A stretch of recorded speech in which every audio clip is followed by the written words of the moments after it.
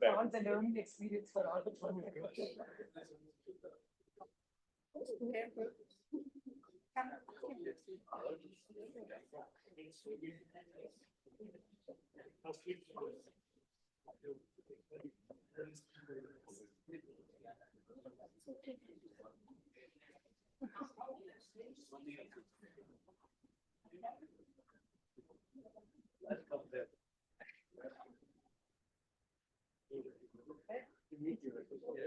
I can't express it. I can't express it.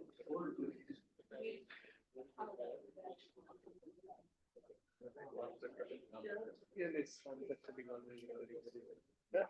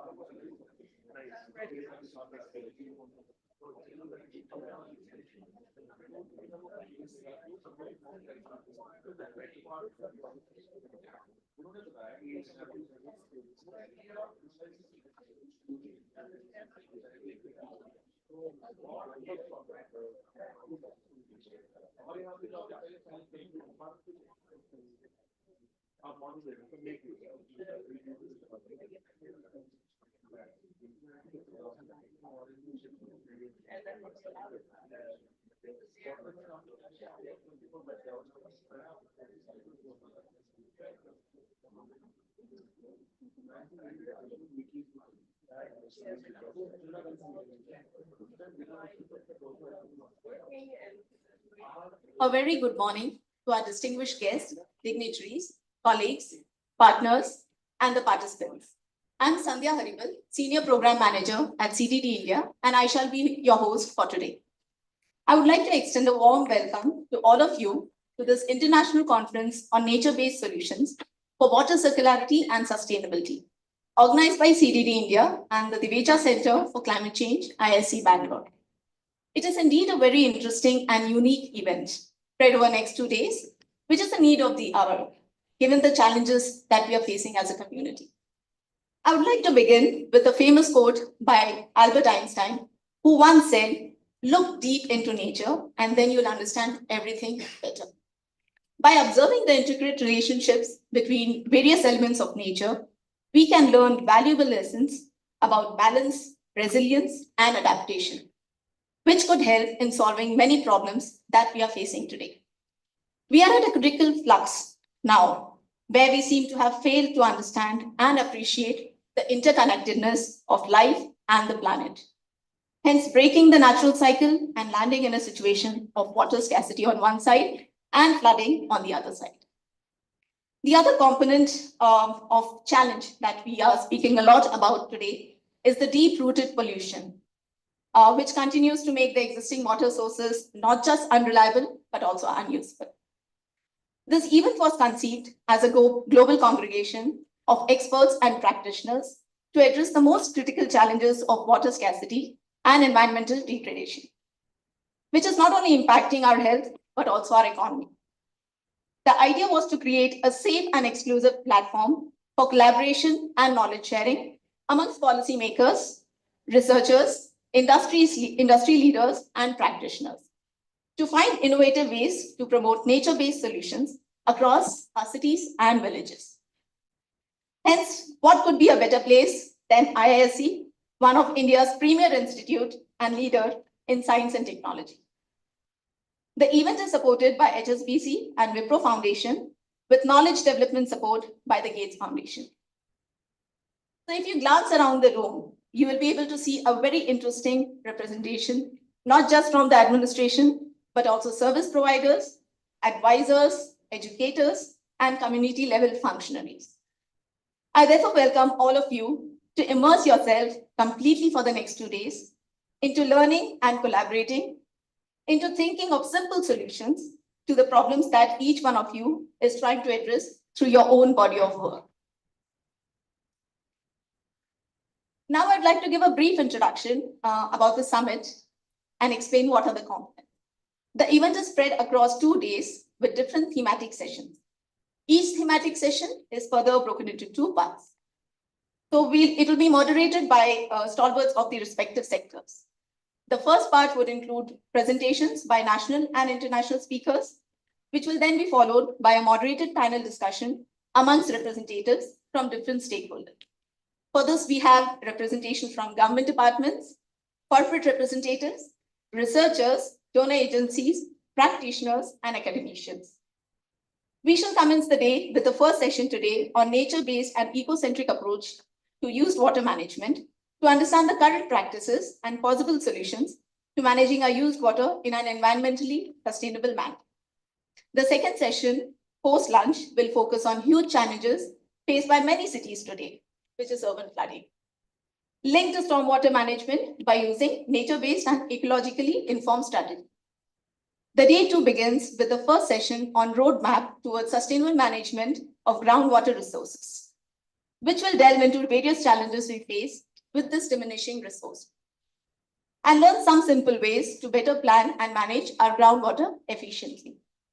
The event will then segue into the next biggest challenge of water quality issues, which will be the focus of the second session. We will focus on enhancing water quality through nature-based solution, harnessing ecosystem services for sustainable water management. The event would then culminate with the last session dealing with the end point where all the water of the cities and villages flow. Those are our water bodies. We will focus on using nature-based solutions to manage water bodies and wetlands to enhance aquatic ecosystems. So while we have an interesting lineup of topics, speakers, and panelists, I would also encourage all the participants to browse through the water walkway that has been organized outside during the breaks or even after the sessions. This walkway provides a curated pictorial journey into the space of water circularity and sustainability. It's basically highlighting the various challenges and opportunities faced by the communities, and we've made an attempt to capture these journeys through stories and experiences from across the country. Now, to officially commence this event, I would like to call upon our esteemed board member, Ms. Lata Raman Jayagopal, to deliver the welcome address. Please, ma'am.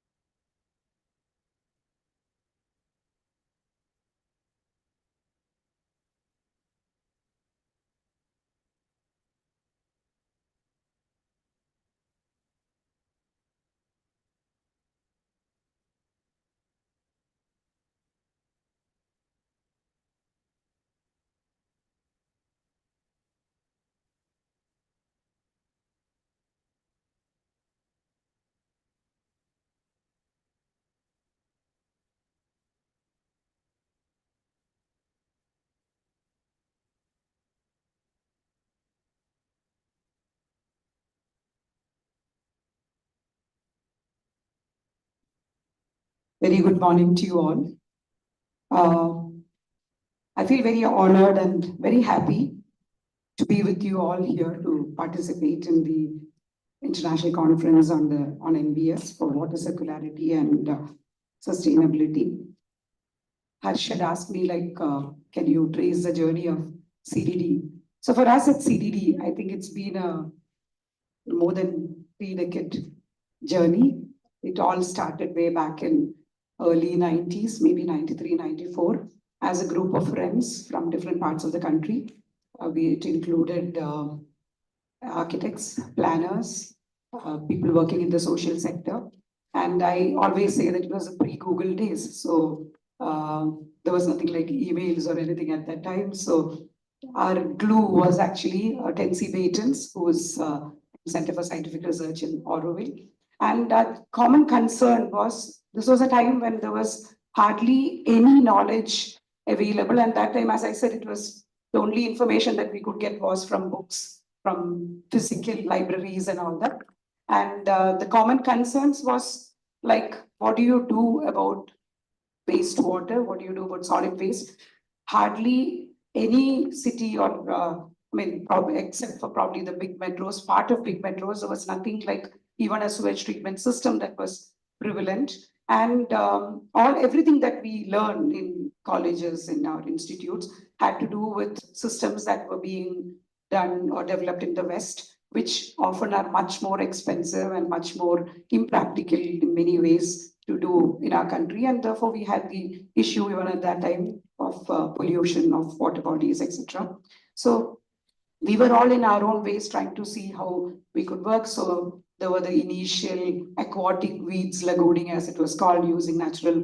So most of us believed that the only way to kind of work might be with nature-based solutions. So it was not called at that time in that name, but trying to work with the nature rather than trying to bring in alien technologies, which is often very difficult in a country like India, which has erratic power supply, very little resources, etc. So the key principles were, of course, that.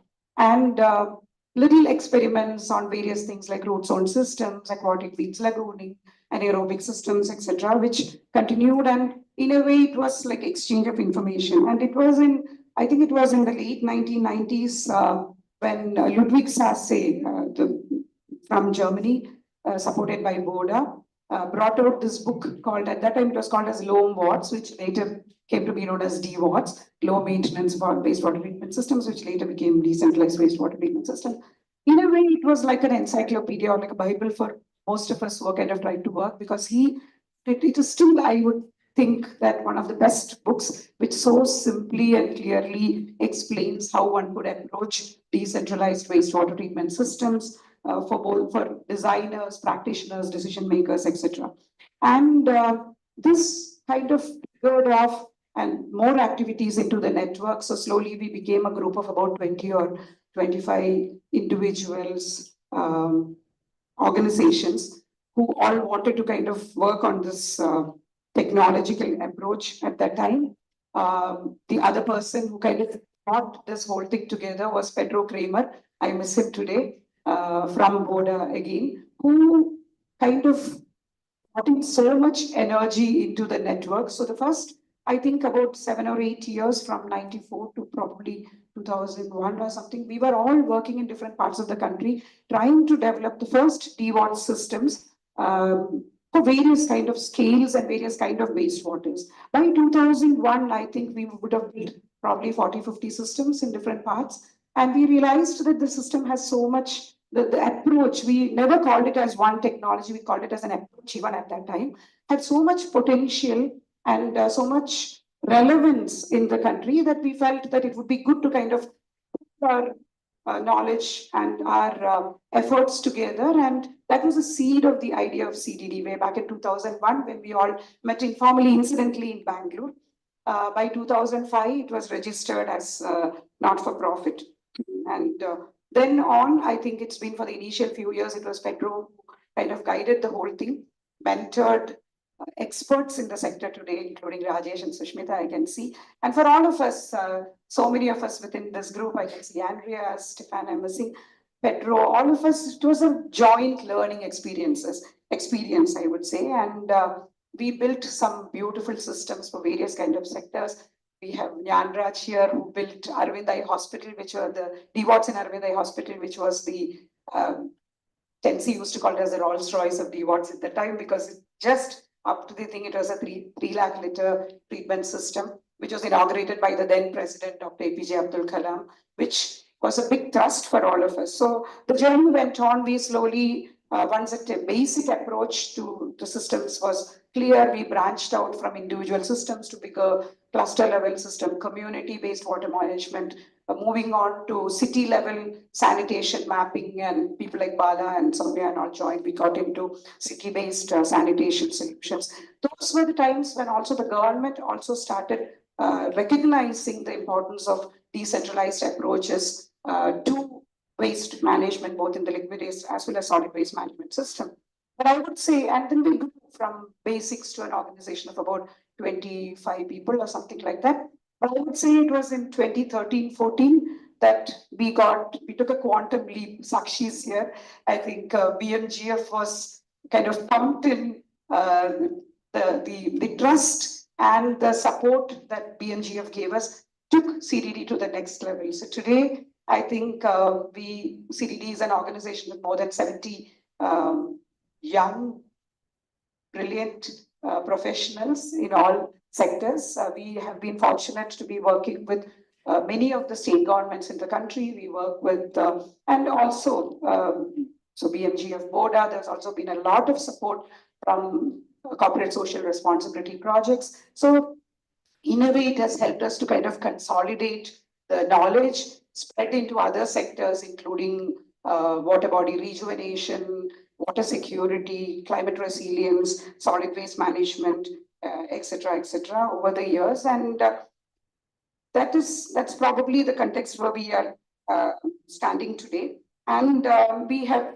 had our recognitions too. I think one of the very significant awards that we won about 2 years back was the prestigious Barry and Mary Lipman Award, which is instituted by the University of Pennsylvania with the Wharton School of Management, particularly for not-for-profit organizations that demonstrate leadership, impact, transferability of idea and innovation, of course, which was very exhilarating for all of us. There has been very eminent uh, heads of organization, including Stanson and P. Ganapati, and now of course Harsh is there, who have been instrumental in supporting the board to kind of take forward the organization. And it is a fact that the sector has also grown over the years. I think over the last, probably a decade or more, there has been a lot of support from the central government, including programs like starting with JNNURM, Amrut 1 and 2. There is a Swachh Bharat Mission 1 and 2. There's a Jal Shakti Abhiyan. So many other programs where the central governments and the state governments have realized the importance of going back to basics, not necessarily promoting large centralized system, not that we are against it, but also exploring nature-based approaches, community-driven approaches in the sectors of liquid waste management, solid waste management, water body rejuvenation, etc. And this has also has opened up new challenges for CDD to explore into. At the same time, we know that the challenges have also been growing. While there is, on the one hand, a lot of support. I think Sandhya touched on some of these things. Climate change is no longer something that we can just hope that it's happening somewhere else. Every part of the world is getting affected. We were talking today about the situations happening in the West and what is happening in Leh and what's happening down in Bangalore. I think that was the first topic that many of us actually spoke about today. The most affected are, of course, the marginalized sections of the society, which has been a concern of CDD from the day that we actually decided to come together. That very often the brunt of all these challenges are borne by the most marginalized sections of the society, be it the slum dwellers, people who are living on the sides of the water bodies, etc. Migration is a big challenge. More opportunities in urban areas, so more of density of population, crunch of resources, pollution, as Satya rightly said, depletion of resources, water, other things. There is a lack of planning. I think that is another thing that I'm hoping that we would be discussing over the next 2-3 days, the importance of understanding and planning for the future, because ultimately all these approaches need land and proper land use policies and all that. So I hope that there will be discussions on that too. And of course, we have the challenges of population, which can be looked at positively or as a challenge. But end of the day, I think we are all here together because I think all of us believe that we have to work with nature, and COVID taught us that more than anything else, the need to kind of understand nature, work with the nature, and rather than trying to challenge it. And, therefore, I look forward to all the sessions, interacting with you all, and I hope there is a very interesting knowledge sharing and participation from everyone. And I hope you all enjoy the next 2 days. Thank you very much.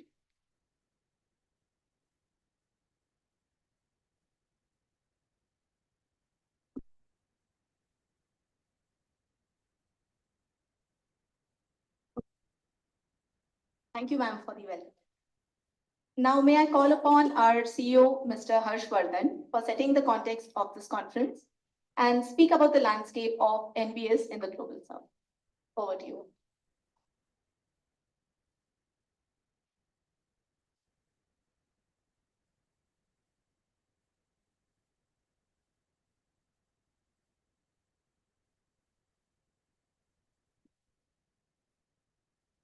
Morning, everyone. A warm welcome to all of you. And it is very heartening to see many of us here who have traveled for long distances, who have taken time out of their busy schedules to come up and join us for this inaugural ceremony and that for 2 days of discussion. Third day of discussion, there is also this is for young practitioners, young researchers, where they will be presenting the paper, and there will be also some award is instituted for their contribution in the knowledge creation in this sector of nature-based solution. So, as the presentation is getting put up, I will just speak to few awards and continuing the word about or some of the messages which Lata ma'am just delivered. So CDD has been, there are some core principles which have been driving us are like sensitivity, inquisitiveness,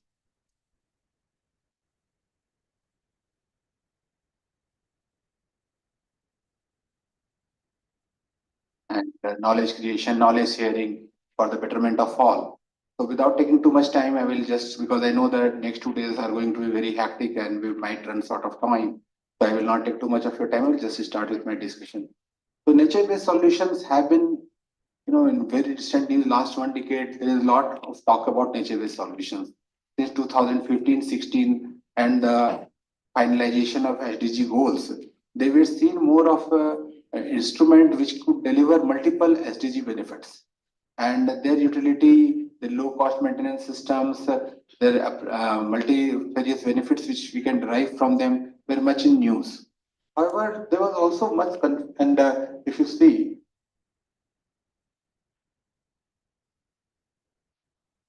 so CDD and other partners, CDD was not alone here.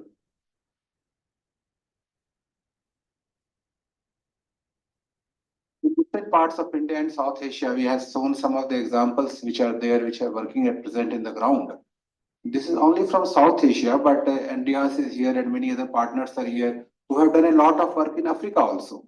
The number of functioning systems which demonstrate a new way of doing things about and is leveraging on nature-based solutions to provide solutions of water circularity in the global south. However, there is also a challenge with NBS. Since this is a relatively new concept in vogue, there might be misrepresentation and there might be, I would say, poor practices which may lead to poor outcomes, which may in turn may hit the whole NBS sector also. So there is need to recognize that there has to be a uniform understanding of what NBS is and what it intends to imply. And that is where I think the UNEP, United Nations Environmental Programme in 2022, this came up with this definition of nature-based solutions, where they are saying about using the ecosystems or modified ecosystems to support various type of terrestrial aquatic ecosystems and to use ecosystem players for their benefit. So just a word of caution here that it's not that nature-based approaches did not exist before this definition came in. Even before the Newton talked about gravitational force and gave that a formal, I would say, scientific term, gravity always existed. And so nature has already existed, always existed, and nature has always solved the problems in its own way for thousands of years.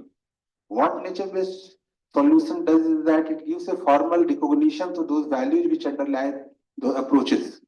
So like even this is Deepinder here. Deepinder has been talking about that NBS is a very old term. Yes, I agree with that. The approach has been very old, and the fact of and understand and that realization that nature has been treating all its challenges for thousands of years, and we are just leveraging on those approaches to solve modern problems and modern challenges in a slightly, I would say, that way or in modified way as it was done earlier. So this definition, if you see of systems of using natural ecosystem or modified ecosystem, also brings out certain very important facts that systems should have no requirement of electricity or it should have minimal requirement of electricity. The use of external agents like chemicals must be minimal, and most of the work must be done through nature-based actors, nature-based players, which should create multiple benefits and should have a low operating cost and low complexity. One of the advantages of nature-based solution is that the systems is the nature itself is operating and working. There is very minimal need for any outside actor or influence to play into this. And this reduces the risk of dependency. And the autonomous system which we have managed and many other players who have in this area have operated have demonstrated that, and I think there is a opportunity which we'll discuss today again, where even the community members have been very strongly and very robustly have been managing this system for last 2 decades or so. So that those are the beauties of these systems which needs to be explored.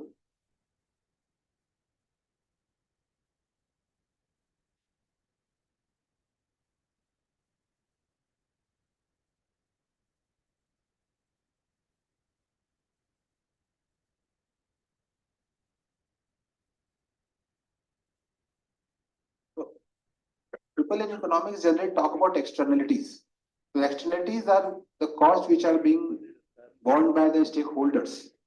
So most of the systems, whenever we talk about cigarettes or something like that, so the producer puts a price to that. but the bigger cost to the community is much larger in the terms of health benefit, hospitals, incidence of cancer, which doesn't get factored into the pricing, and which ultimately, I would say, if those factors are kept into consideration, the price of implementation is significantly higher for the community. And PS, on the other hand, got this positive externalities. Once we do that, it also creates additional benefits for the communities. So unlike many systems where negative externalities prevail, nature-based system basically operates through positive externalities. And that is one of the key difference which is not yet formalized in any tender process or any government systems. But we need to appreciate this, that these systems also create additional benefits which are not quantified, which are not monetized. And if they are monetized, it perhaps might have higher realization and higher value for the community. So there is also need to differentiate between natural and nature-based systems. The city of New York has got this rich forests which provide drinking water to them, and many of them they're not even needing treatment. But there is a nature, that is a natural system. But that's why we are differentiating between natural and nature-based system. Nature-based systems primarily involve the principles of nature to solve the principle. Natural systems exist that they are, and hence there is a slight difference between natural and nature-based systems which we need to appreciate. However, there are also challenges associated with this. Lack of awareness and understanding, because designing a nature-based system requires contextual understanding of socio-economic, topographical, and other variables. So one needs to have understanding of not only of technology or chemical process or treatment process, but also understanding of the whole geology, geography, biodiversity. And unless you take that into account, perhaps the solution would not be, I would say, optimal. And that requires a interdisciplinary strength of understanding the challenge, analyzing the challenge, and then coming with the solution. Policy and regulatory barriers still exist, and they not exist from the point of policy, I would say, because policy makers are generally aware of the benefits. However, the challenge is that there is no conventional, I would say, which still today college in India or engineering college in India, which runs a course on nature-based solution. So these are practically done by people like Lata ma'am and others who have devoted 3 decades of their life, who have come up with the solutions and designed solutions. But the formal processes and the people trained through formal processes generally find it difficult to relate to them, because they have not been acquainted to the design operational principles, how these systems operate, and there is a lack of understanding at many point of time, which leads to various misgivings about the system. And so that still remains a barrier for various, I would say, states where people still have not been able to appreciate that these systems also work in spite of scientific validity, in spite of the PHU recognition of this approach for last 15 years. Financial and resource constraints are always there, because wastewater that is also related to the, I would say, the financial position of the country. So 10 years ago, SBM was a major event which catapulted and guaranteed services to millions of people in India of, say, sanitation. Now we are dealing with the second generation challenges of sanitation, and that fortunately India's economic development has allowed government to have that financial leeway to push these projects. However, still there are a number of gaps which are there in solving these problems, both apart from managerial and financial aspects. Risk of poor implementation is there, as I said. There are some systems which are very standardized, but the sum of the system which we call safeguards for implementation is still not developed for NBS solutions. And unless we develop them, what might happen is that if a poor I would say implementation is there, even if the design is very good, the implementation might not take place. And then it might, because here the product is not technology, it is not air, it is just the design which does the treatment for, I would say, wastewater, groundwater, whatever intervention or stormwater management. It is the design is the major understanding of the context which plays a major role in the solutioning. It is not the, I would say, the construction. But construction is important from the point of view of the design implementation. If design is properly implemented, then the chances of gaps are little. But this gap between design and implementation, which happen many times of country, if it's not done significantly, it might hit the product itself. And stakeholder coordination, collaboration, including, as Sakshi has been constantly saying, about O&M. So O&M systems are also required, because any system at a higher level, if it needs to function, there has to be a operation management policy or the way of ensuring that. Because even if the nature-based solution require little maintenance, they require maintenance. They are not zero maintenance. Any system in the world is not zero maintenance. Any biological system in the world, including humans, we also need food every day. So how do we integrate all these things, and how do we take concern of all these missing gaps is a major challenge for us.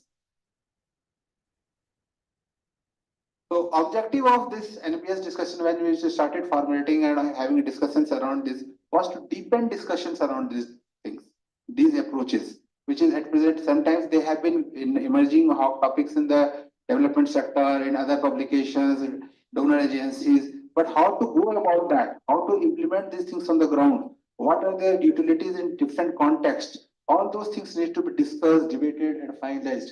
We also need to capture successful case studies which can act as a, I would say, lighthouse to others to implement them and to get learnings from them.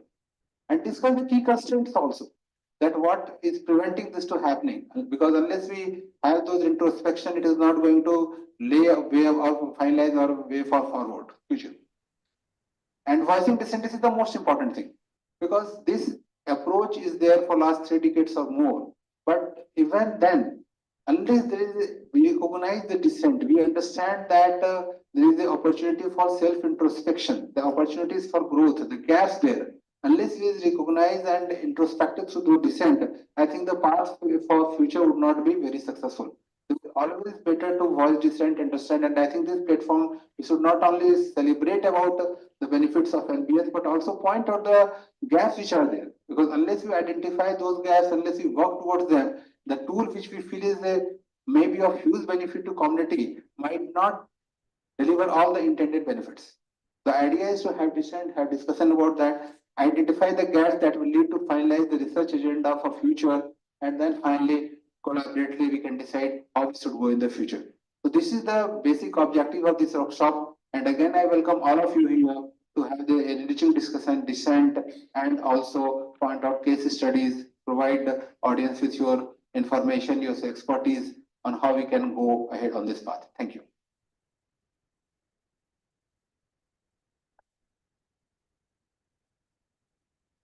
Thank you, sir, for setting the context. We have amongst us a few leaders and torchbearers who have made commendable contributions to further the cause of promoting nature-based solutions for addressing the water and sanitation challenges across our country. As a part of our effort in acknowledging these contributions by the experts, we would like to felicitate them as a token of our gratitude.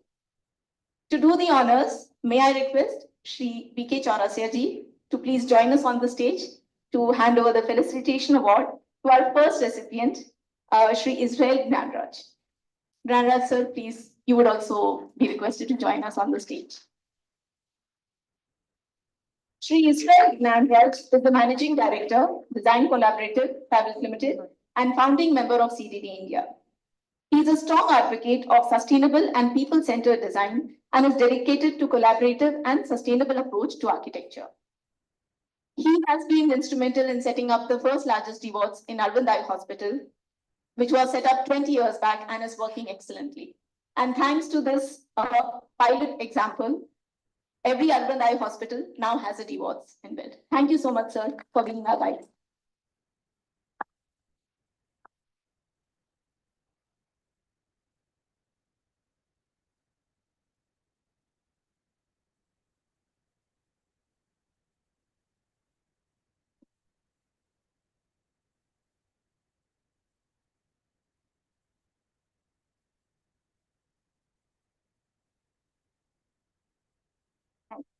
Thank you.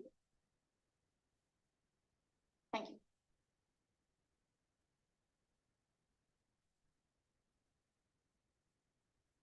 Now may I request Ms. Lata Raman Jayagopal to please join us on the stage to hand over the Felicitation Award to our next recipient, Mr. Rajesh Pai. Mr. Rajesh, please join us on the stage. Mr. Rajesh Pai, Director Technical and Capacity Building at Wash Institute, has been instrumental in planning, designing, and implementation of over 250 DWAT systems and more than 50 fecal sludge treatment plants across the country. Given his rich experience, Mr. Rajesh also serves as a technical advisor to multiple organizations, offering strategic guidance on sanitation planning and sustainable waste management.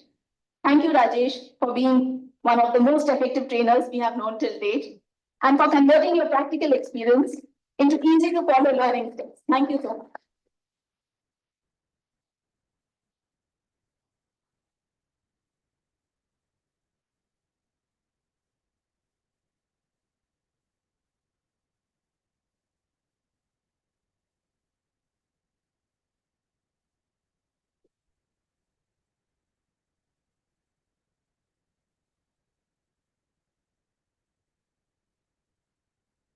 Next, may I request Shri Ratnesh Jha to join us on the stage to hand over the Felicitation Award to our next recipient, Ms. Mamta A.S. Mamta Madam, please join us.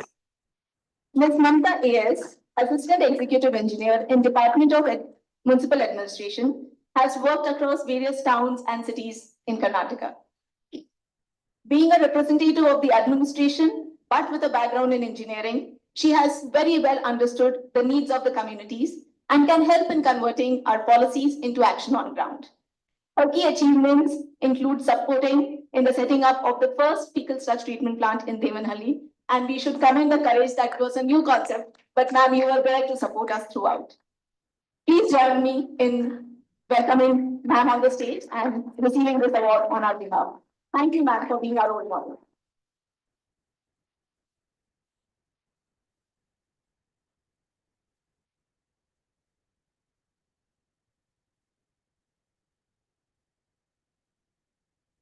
Thank you, sir. Thank you, ma'am.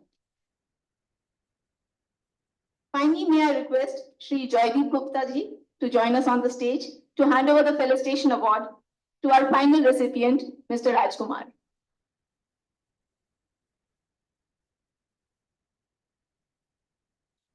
So Mr. Rajkumar, whom we all very fondly call Raju, has had a unique journey in Devanhalli. He came here first as a construction worker, but seeing his dedication, we had offered him the job of operating the Devanhalli FSTP. He hasn't finished his formal education, but has been able to manage the FSTP very efficiently. And this has won him a lot of appreciation and accolades by all the sector practitioners. Though dissuaded by his friends in the beginning, Raju takes a lot of pride in the FSTP operations today. And you can see him very active on WhatsApp, sharing the updates with us. Thank you, Raju, for being our go-to person in Devanhalli. Thank you.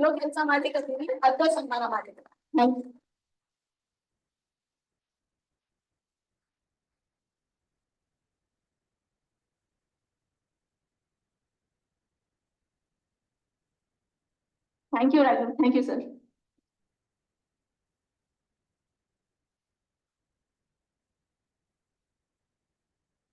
Thank you, everyone. The beauty of nature-based solutions is that they can be molded or contextualized in any situation, in any geoclimatic condition. Therefore, to understand the approaches in depth, it would be useful to identify solutions suited to a particular scenario. As a part of this conference, a compendium has been developed showcasing 12 case studies across diverse geographic regions. It brings together a diverse array of case studies, methodologies, and insights from practitioners, researchers, and policymakers. It highlights how nature-inspired interventions ranging from wetland restoration to urban green infrastructure to decentralized wastewater treatment systems and watershed management. All these can enhance environmental sustainability while also creating socio-economic benefits for the communities. We hope this compendium, which wouldn't have been possible without the contribution of various partners and organizations, will provide an inspiration to everyone and also necessary guidance to all the stakeholders across the globe. To launch this compendium on this auspicious occasion, we have called upon the following dignitaries to the stage. We would start with our CEO, Mr. Harshvardhan, to please join us on the stage. Shri V.K. Chaurasia ji, Joint Advisor, CPHEO. Sir, can you please join us on the stage? I would also like to invite on stage Ms. Lata Raman Jayagopal. Ma'am, please.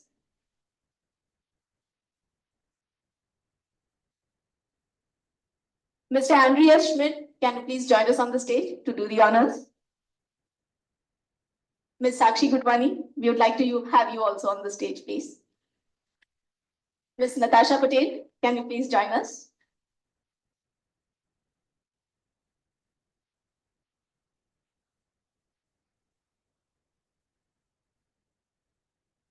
May I also invite Ratnesh ji to join us for the compendium release.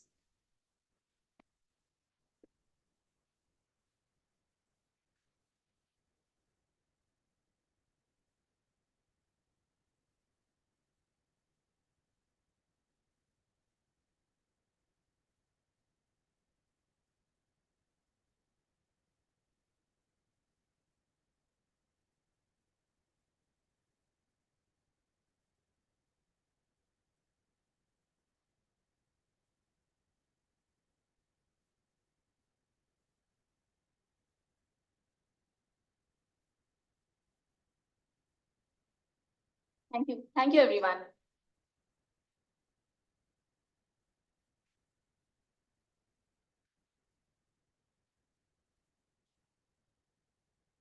We shall have a brief tea or coffee break now, which is being served outside this auditorium. And I request everyone to be back by 11:15, which is when we intend to start the next session, the first session rather, the day. Thank you very much, everyone.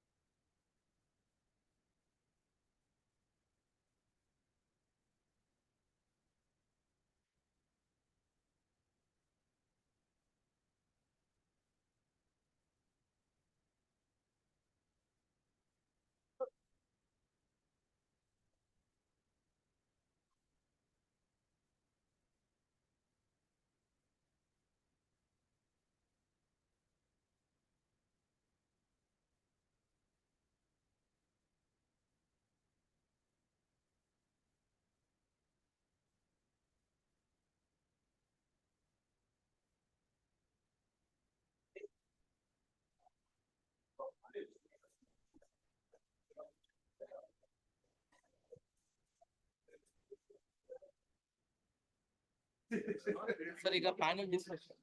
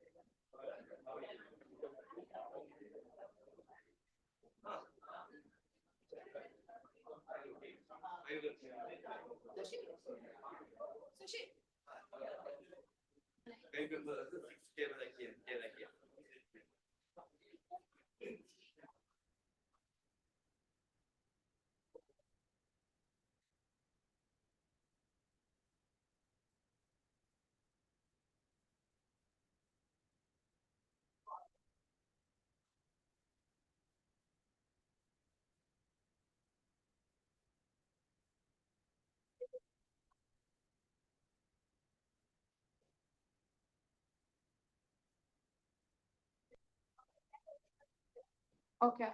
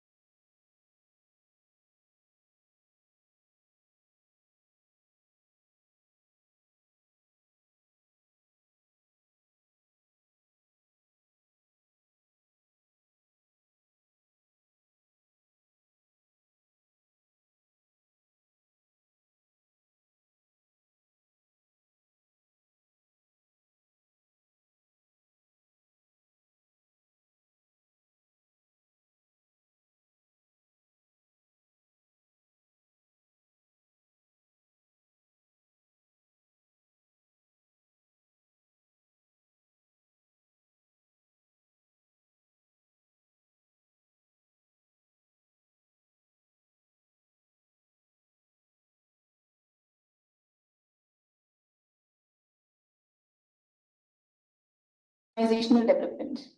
For the past 30 years, he's been providing technical support to the German Development Corporation in West Africa and the NGO border. His contributions, in collaboration with an extensive network of partners, include the implementation of more than 4,000 rural water supply and decentralized sanitation systems, which are spread across India and over 20 countries in Asia, Africa, and Latin America. All these are done using nature-based and eco-centric approaches. Thank you so much, Mr. Stefan, for joining us. Over to you. He has a presentation and he'll be joining online. Thank you. So I'll move to the edge. Yes, sir. So that I don't become the immediate exhibit number one. And thank you, Sandhya. Thank you, everybody. Thank you for letting the audience know how young I am. Tennessee veterans and Ludwig Sase were people with I worked. So thank you for saying that I'm young. May I request Stephen, please start your presentation. You? No? It's online. Okay. Mr. Stephen, you're online and we're waiting for you. Yes, can you hear me? Hello, hello. Can you hear me?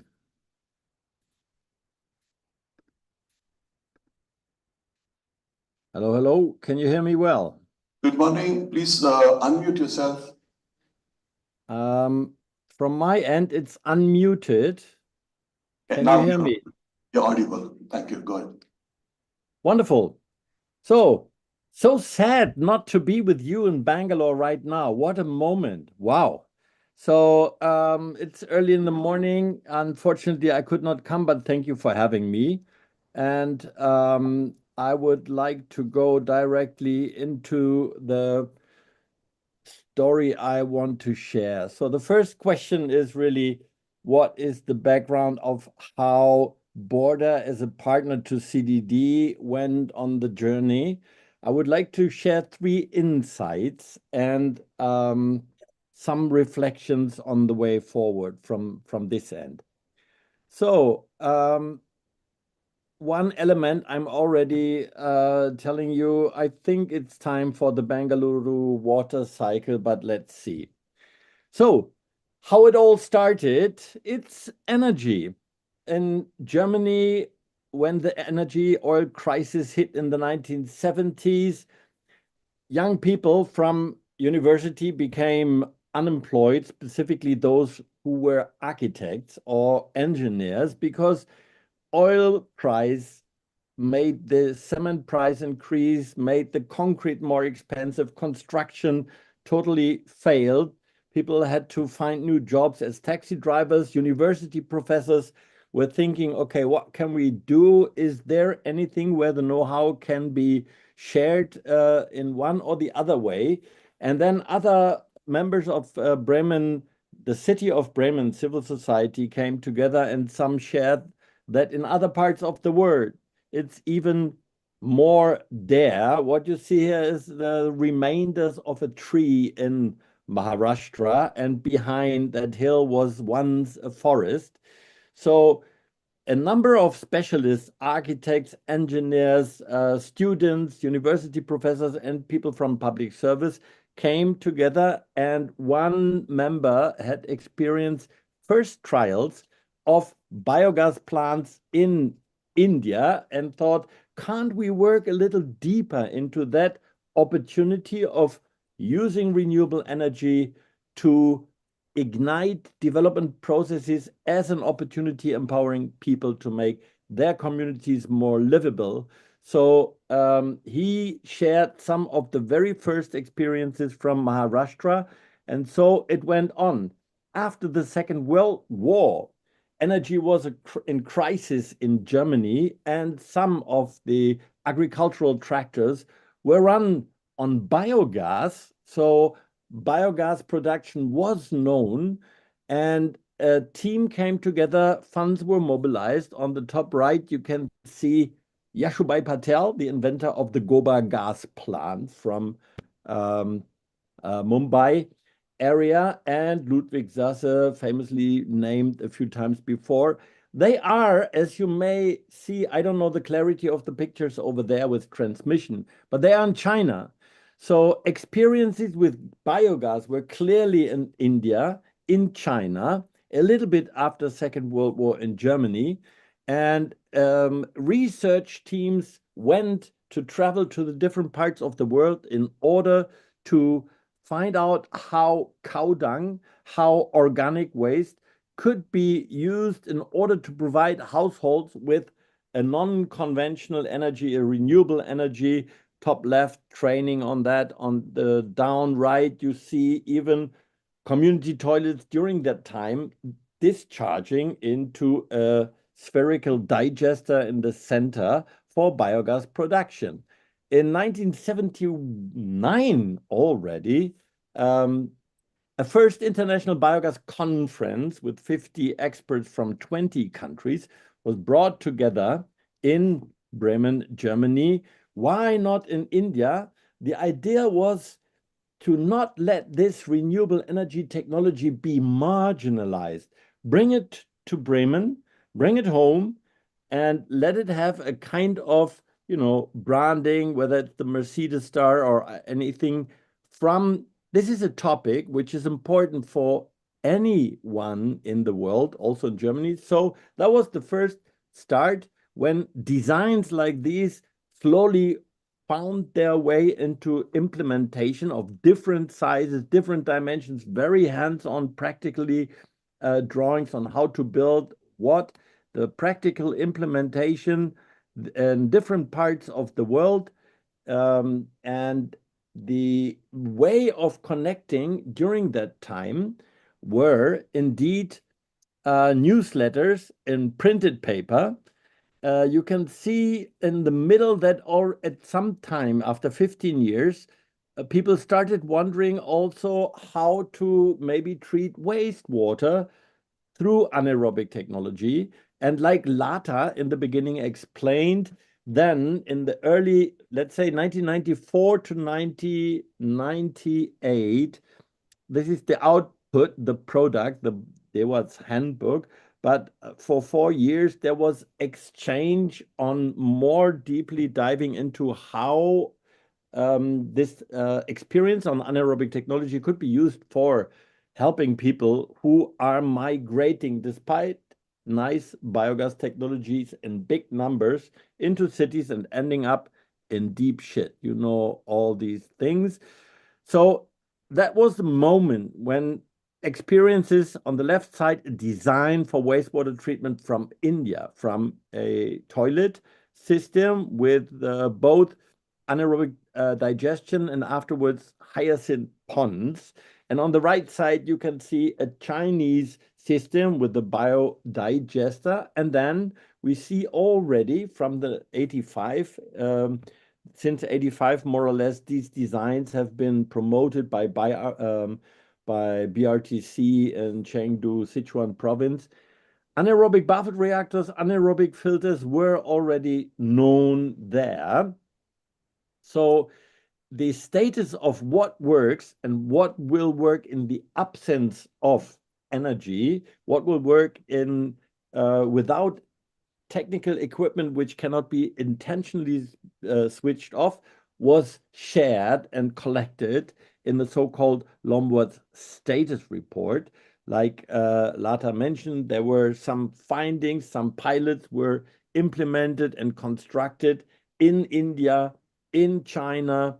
Then the findings collated together, going to the field, back into the laboratory, again after the field, another laboratory study, and trying to come up with something very simple, very modularized, starting with our very well-known septic tank, but also with in first treatment step, like through the anaerobic digester, because it can capture the gas. And then other modules, as you have been sharing and discussing time after time, but with very simple treatment steps in a modular way to be adaptable to different opportunities. Very simple, straightforward spreadsheet. Ideally, Ludwig Sasser always promoted we should not share Excel files. People should copy the formula because then they will learn. So the way of how to really train and own the technology is something very important. So early 2000, as mentioned by Lata, through the partners of the Center for Scientific Research in Oroville, but there was also CITRA, the Sulab International Institute for Training, and AFPRO initially. There were connections to other network partners. We had a second funding cycle of EU project from 2002 to 2005. And it is again through Tensi Baitens, who was mentioned, that access was gained, connection was made with Gnanaraj from the institute who's doing all the nice architecture for the Aravind Eye hospitals in different parts of India. They went to Indonesia to find out whether the claim was true. And then we came to realize this beautifully landscaped wastewater treatment plant just in front of the Aravind Eye Hospital, the first major, larger realization at that time, together with the Consortium for Dissemination of DEWATS, the CDD Society. Another step, and Lata, I have you here on a few pictures, after the implementation of that first larger plant, a number of smaller were also implemented, was the DEWATS conference we had in Pune. And in Pune, we were actually reaching out to another element. It's based on a partnership between the cities of Bremen and Pune. So down here you have the Pune, Bremen, Maitri Chowk. So city partnerships are something very helpful for building trust among professionals, and that has proven as a very good inspiration. Another city partner of Bremen was the city of Durban, eThekwini municipality. That brought us in 2005 in contact with Professor Chris Buckley, who, again, has a huge network, and some of you have worked with him, have exchanged, and that gave the opportunity to do really hands-on research on how to use treated wastewater, recovering the nutrients and using it for agriculture in a controlled background. So partnerships grew. Ideas of how to scale up and fast track were piloted even with prefabricated systems, because then supervision and implementation is quicker. You can do more in a shorter time. Okay, and we also tried to implement everything in cold climates. So what was marginalized initially became mainstream over time. New initiatives came up, but it remains that nature-based solutions, systems where, like in our approach, we try to leave out external energy, rather have energy positive systems, have become more and more accepted. And I feel really pleased that also now we finally, among different donors and agencies from India and from the world, the Green Climate Fund has issued its sectoral guide and guidelines for designing climate resilient sanitation project. Let's see how energy positive systems can play a role there. Now, insight, very briefly, 3 insights. The first one, of course, our mantra of operation and maintenance. I repeat it one more time.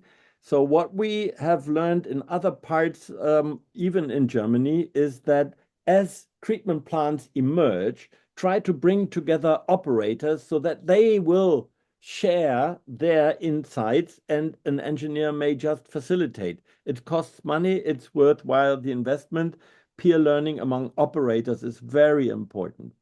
The other insight, number 2 and 3, are inspired by an IWA publication from 1996, and it has two elements. Let me start with this one. Insight number 2, there's a great danger in setting standards who are too ambitious.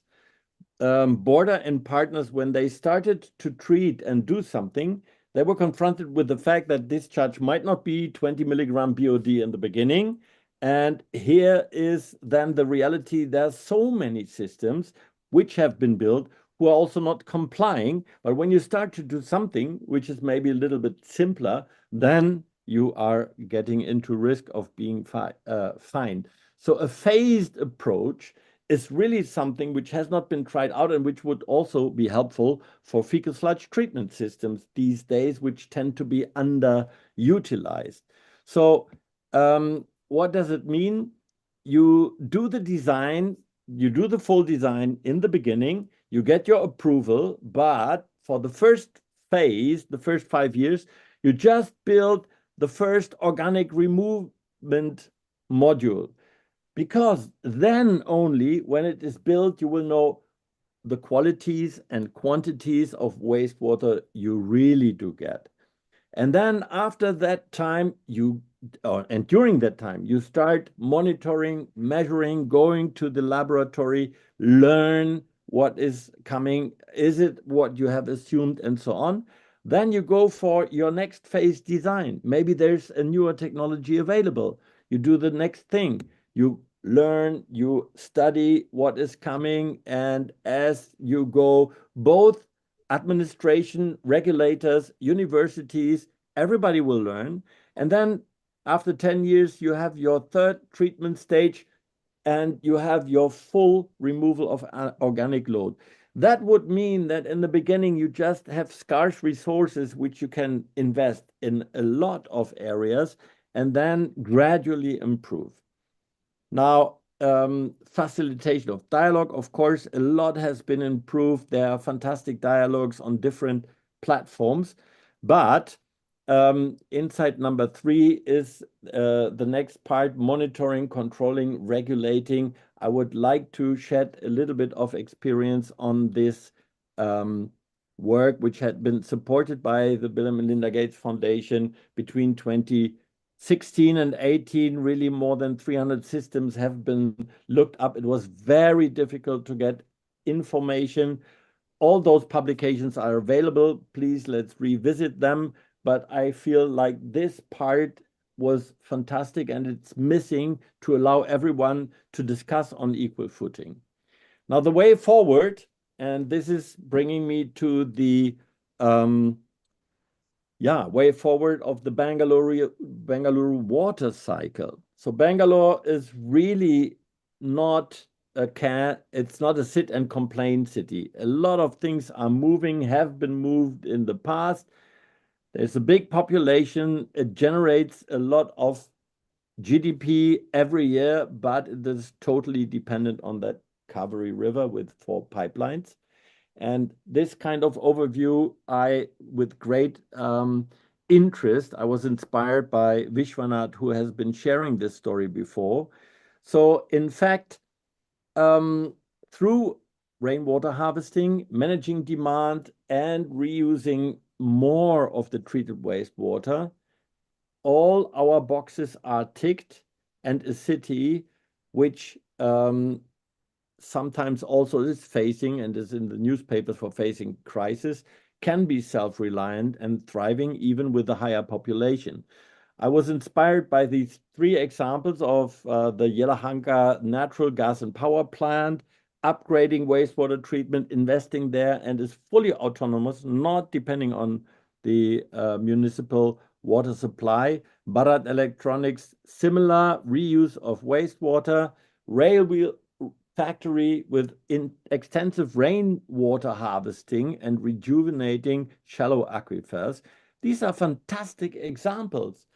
I learned as well that by reusing wastewater, by harvesting rainwater, and by managing the demand, metering, reducing non-revenue water, there is enough water, and this is applicable to many parts in the world. So I conclude with the point that really we need a change in attitude. We need more imagination, because the solutions are even in the city of Bangalore. It needs political will and administrative action to get the governance of the different levels right, to do the investments which are available, which are maybe not sufficient, but when they are there, do them in a phased approach, do them in the right way. Now, why all this? And I asked myself, okay, nature-based solutions, this is now a new title. In fact, I think we are confronted with the fact that in the market economy as it works right now, inequality and environmental destruction seem to be unfortunate but unavoidable. So why is this? Do we think that we cannot change personal attitude and personal understanding, sharing the idea that we, as living beings on a living earth, in a living cosmology, living universe, it's that attitude which would help many to appreciate protecting the environment and doing these actions which we have mentioned before. I'm closing with this beautiful picture of a Hungarian artist of the river catchments. We can even see the Kaveri catchment area down here. Thank you very much for your attention, and really successful conference to everyone. Thank you. Stephen,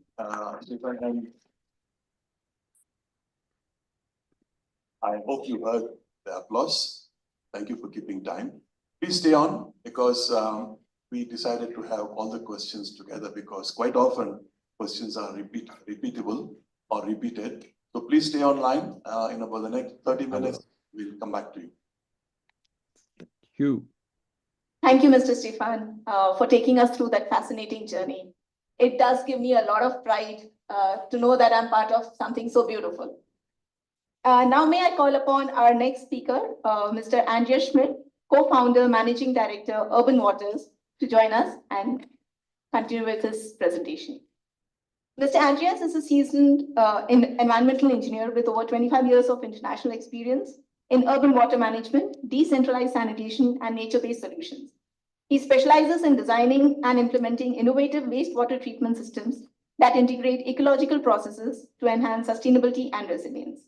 In his current role, he has led multiple large-scale projects across Africa, South and Southeast Asia, and Europe, working with municipalities, international development organizations, and local communities to establish decentralized sanitation infrastructure. Thank you, Mr. Andreas. Over to you. Thank you very much. Does it work? Yeah. For giving the opportunity to be here, to speak to you, to all colleagues, to friends, and I'm really honored. Okay, I have been asked to give a little bit insights on nature-based solution in wastewater and sanitation, and I crossed out the waste because I don't like the term waste. It's water, just in a different quality. See if I can able to move. Yes, the topics I would like to address, but I think I overlooked one point. No, I go back slowly. I was thinking about how to name the presentation, and in the end I came up with this, call it an expectation management exercise. We're talking about so much nature-based solution, and what does it mean actually, especially to wastewater management. And I try to give a little bit of characterization on NBS technologies. I want to give you a little bit insights or out what I see personally, the trends worldwide, using this concepts, challenges and opportunities, and some conclusions. Okay, let's start characterizing what means NBS. If you looked at the overall definition, it's for me very broad, and always I ask myself, actually, how do you mean? And it's a biogas plant NBS, a nature-based system, or not? And let's characterize it a bit. Yes, and there's a fantastic document by the IWA on nature-based solutions for wastewater treatment, and they give a quite nice statement applying NBS in wastewater treatment aims to develop engineered systems that mimic and take advantage of functioning ecosystem with minimal dependence on mechanical elements. Okay, nice, but again, what does it mean? The same publication, they give a quite nice orientation, I would say.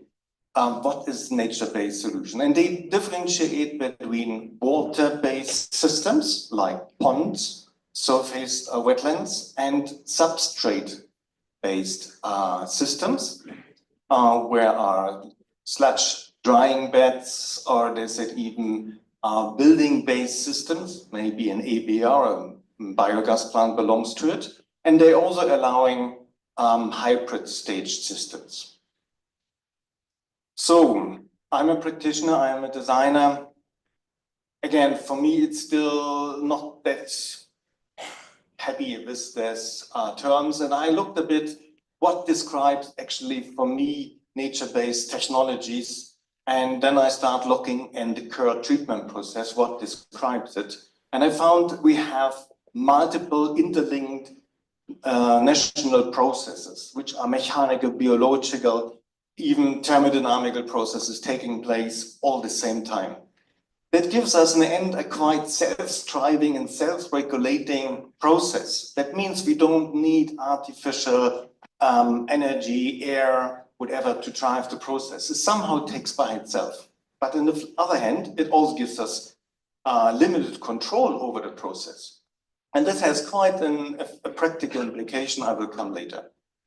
And it's also somehow limited if you really have extreme conditions on chemical, thermal parameter on your wastewater, then NBS might not be the right approach. If we're looking at the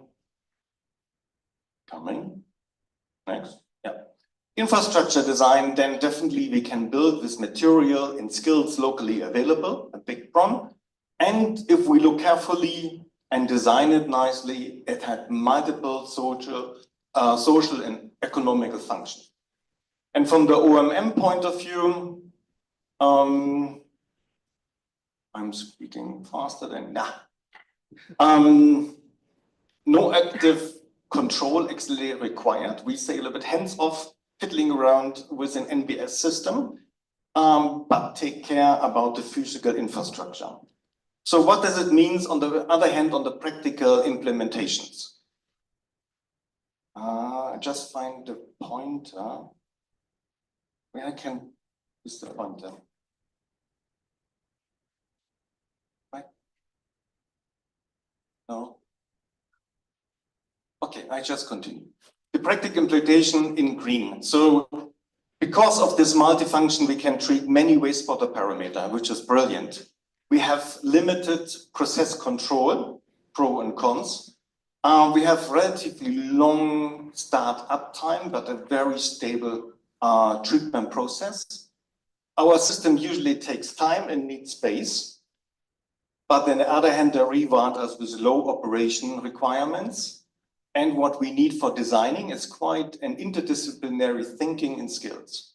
So this is quite important a little bit to understand. Let's look at the multiple wastewater parameter we can address. So here it's on one hand, we see different type of wastewater technologies. Yeah. On the other hand, we see the treatment objectives where we're starting from the really coarse removal of the solids, the pre-treatment. Now I'm coming up to along to the fourth treatment stage. Nowadays, we're talking about micropollutants, which are being a new threat in the ecosystem. And if we're looking what nature-based solution can do and cover actually all these objectives, then we find they actually quite broad and taking over a broad range of treatment objectives. And we can modify them even to do a very good job on the micropollutants, and we can also design and to do a really dirty job on fecal sludge treatment, for example.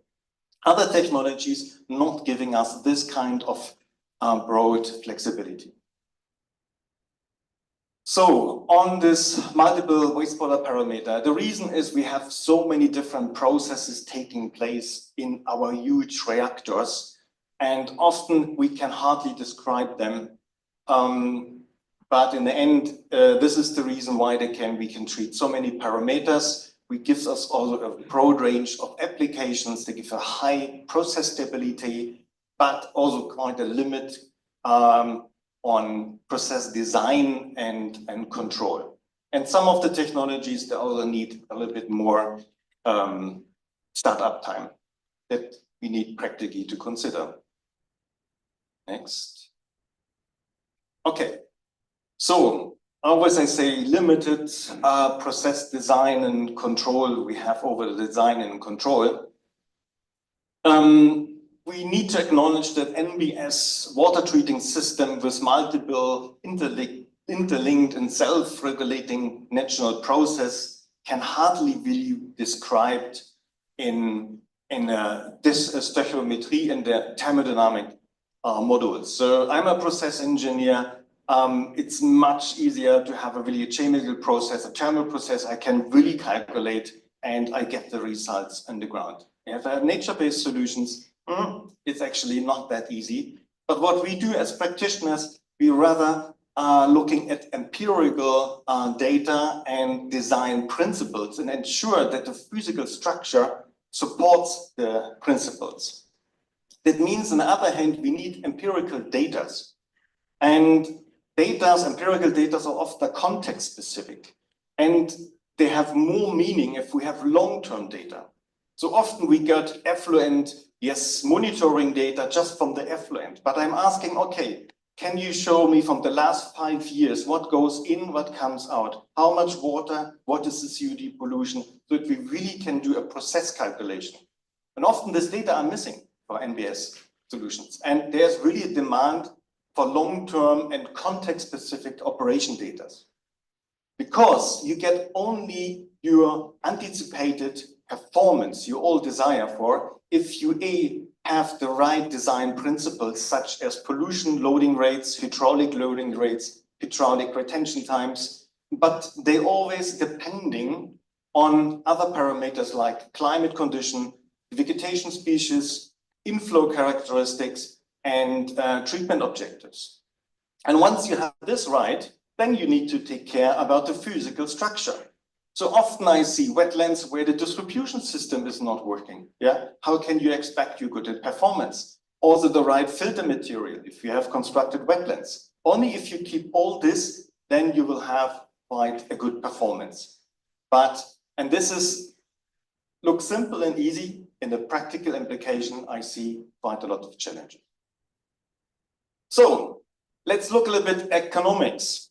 Here it's a small exercise where I like to give you some economics on 3 different technologies. So we're starting to compare purely nature-based solution. On one hand, we see planted sludge drying beds, where even there's an bamboo plantation for the reuse of the treated water.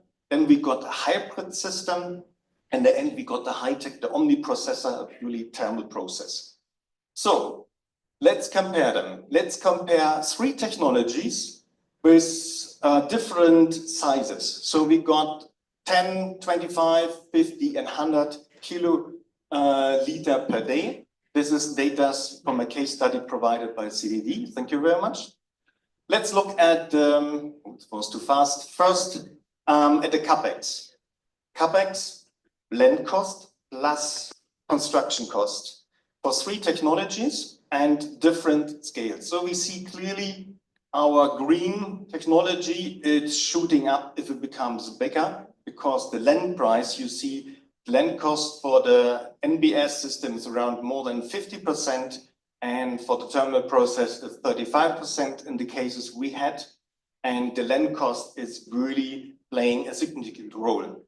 If we're looking at the operation cost, so we're accumulating the whole OMM cost over 15 years, we sum it up, And then we see a different picture. Yes, that's what we always want to see. We have green, nature-based, low running cost, high on more on the technology-driven, or let's say advanced technology. But how is it if we comparing actually, putting both costs to next each other and looking after 5 years, the outreach cost, then we see, oh, it's actually somehow balancing. The high investment cost, it's really playing a significant impact on the whole economics. But once land is available, I can say it's a one-time investment. You really have to acknowledge this, and that plays a quite big role. Running cost, operation cost, a running cost. And for MBS, we know they are actually very low and they're also linear. The linearity, you don't see it here. That means an opposite.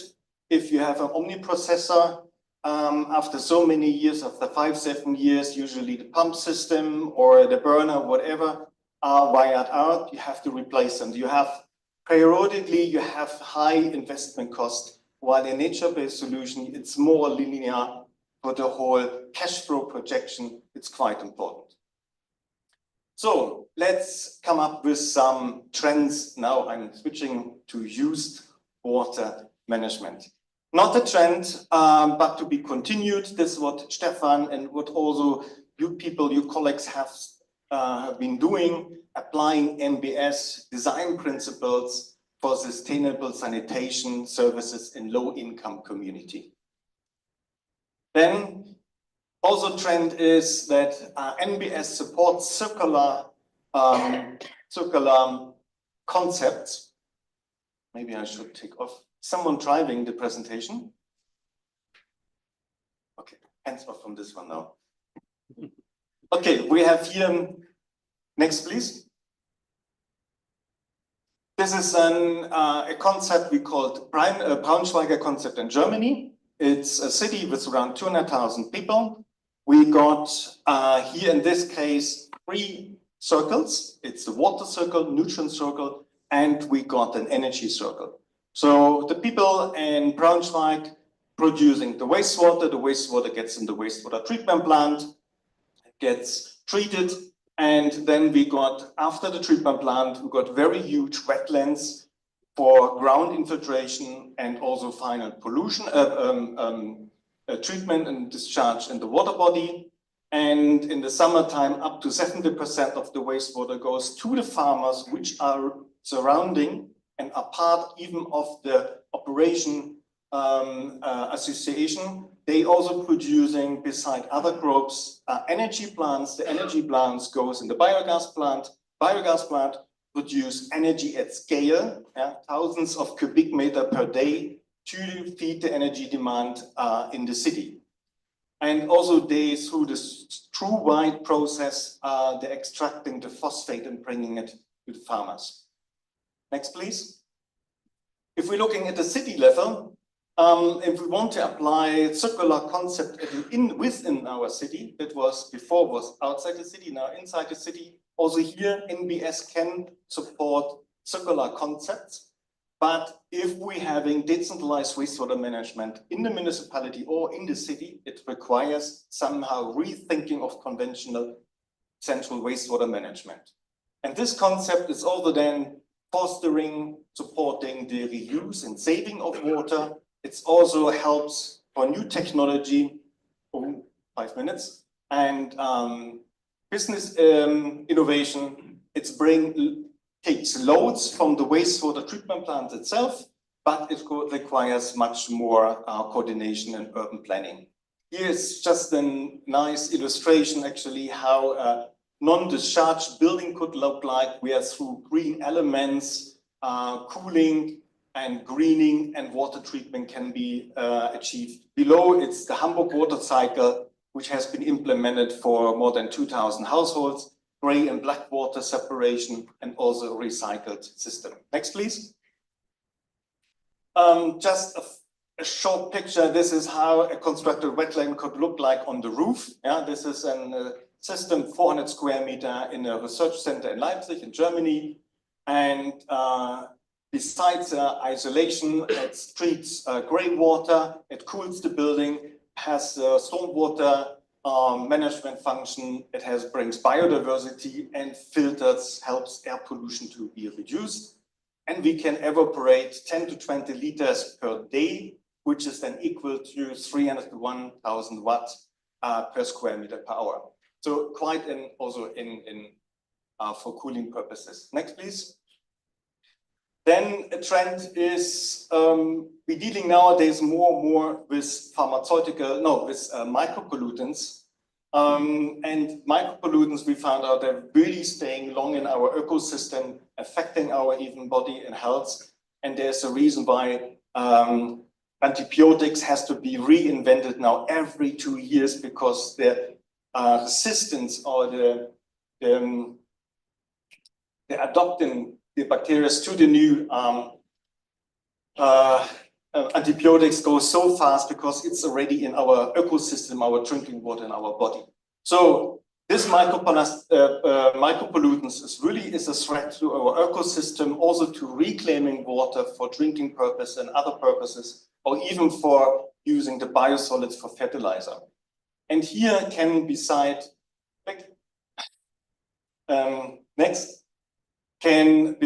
concepts where we focusing on source separation and recycling and treatment, as well apply nature-based solutions for helping to remove and eliminate the micropollutants. Next, please.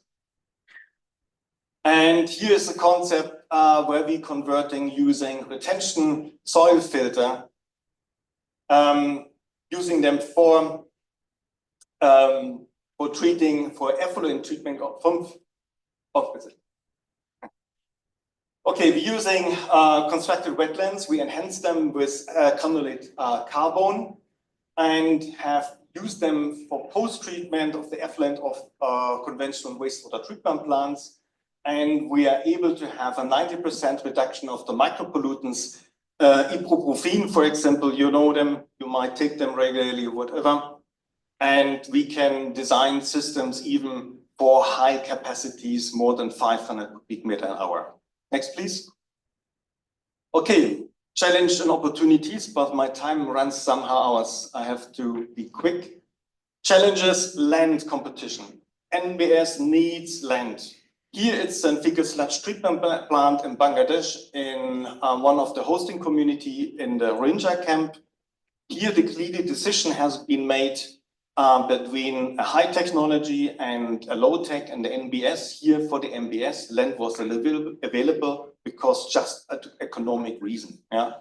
Who should cover the running costs? Who is going to run the system if the cost recovery is quite low? Decision was made for NBS. Next, please. Challenges on land when we ever want sanitation, if we want decentralized system, where we going to places is always a challenge, please. Next. See that we can use existing abundant system like old wetlands or retention ponds. Can we integrate them actually into the wastewater system? Can we rehabilitate them and make a multi-functional system out of this? And actually, yes, we can.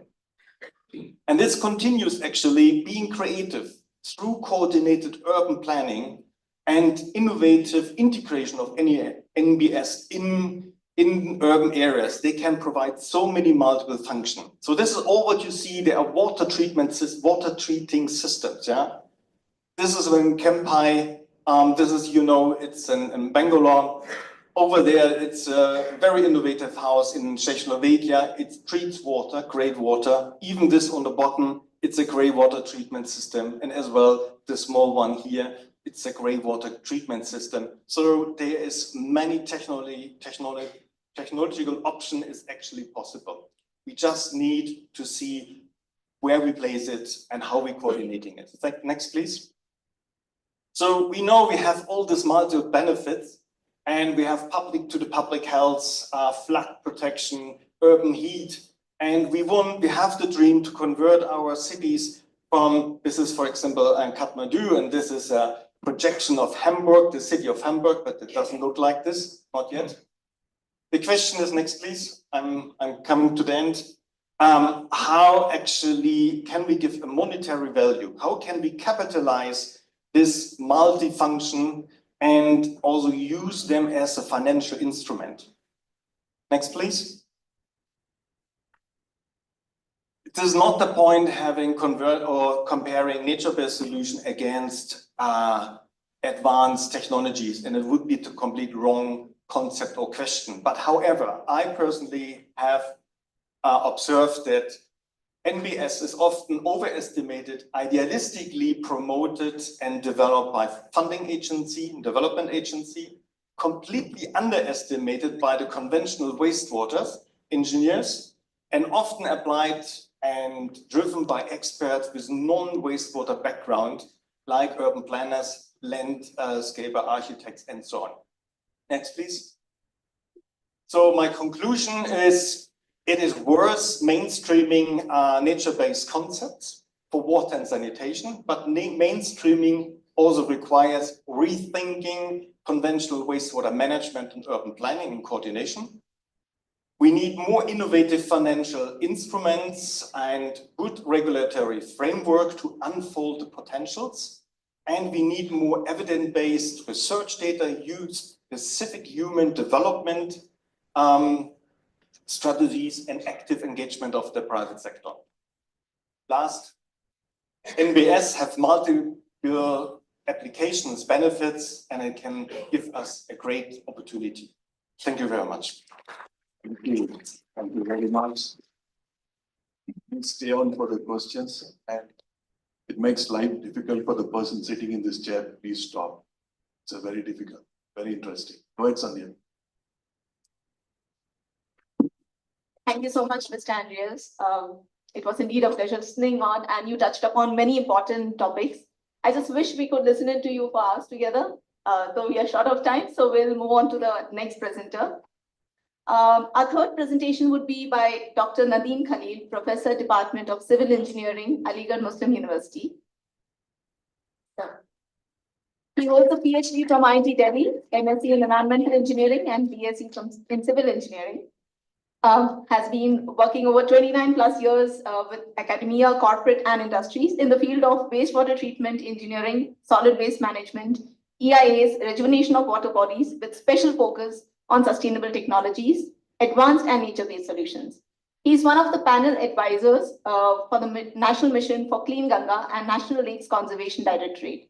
He also took the lead in capacity as consultant cum member secretary for the Smart Cities project in Aligarh. Stage is yours.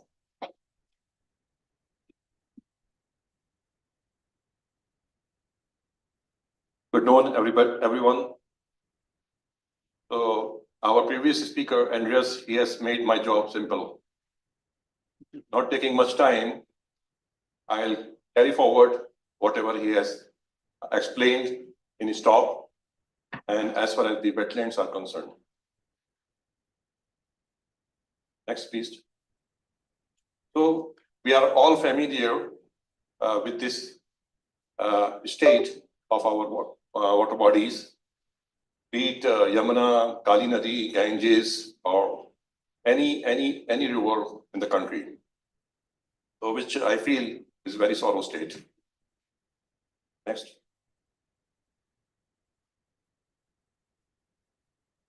So I will be presenting two case studies that we have culminated through two major research programs that were funded by Government of India and European Commission, and with a special focus on the development of the nature-based solutions that we implemented through these two programs.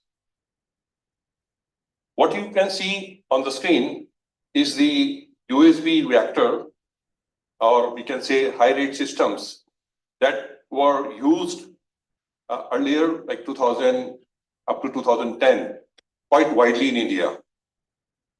And later we switched on to another technology, that is high-rate system, SBR or something like that.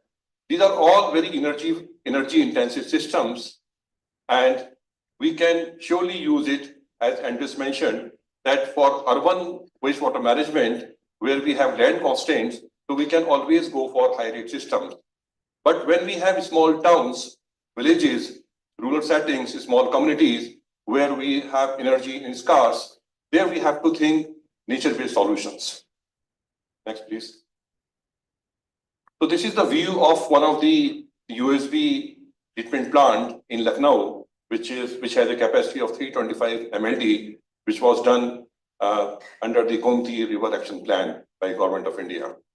You can just see the size of the plant and large ponds that we have used post-treatment as a USB. Next, please. Now, case one is the project swings that we accomplished. It was sponsored by Government of India and European Commission, and it was not only a project which was basically for doing R&D, but it was for transformative that has a societal impact.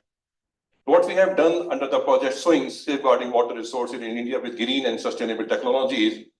Next, please. Yeah, it was a consortium of 18 partners, research partners from India and Europe. You can see on the screen all of these partners. So they have contributed a lot as far as the R&D is concerned in this project. Next. Next. Yeah. So we had 3 major locations in India for project swings.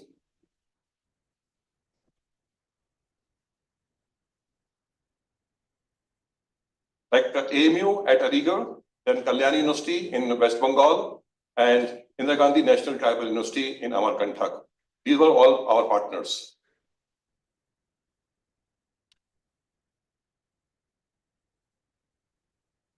Now, the technology domain in this project was constructed wetlands. Introduction of constructed wetlands that are innovative and has some novelties. So we know that these are the nature-based solutions that involves the use of macrophytes, soil, and substrate in a shallow basin. We have different configurations of wetlands, like subsurface flow wetlands, horizontal subsurface flow, vertical flow, hybrid. So I'm not going into details of all of these configurations. Now, what we have done at AMU pilot plant, it is a demonstration plant at Aligarh, which is 2 hours journey from Delhi. That we have AMU campus of about 700 acres. So, and it is a residential institution.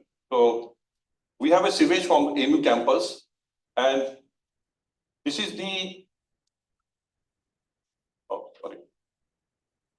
So you can see that the wastewater is collected in a collection tank, and then we have an anaerobic digester at the first stage of treatment.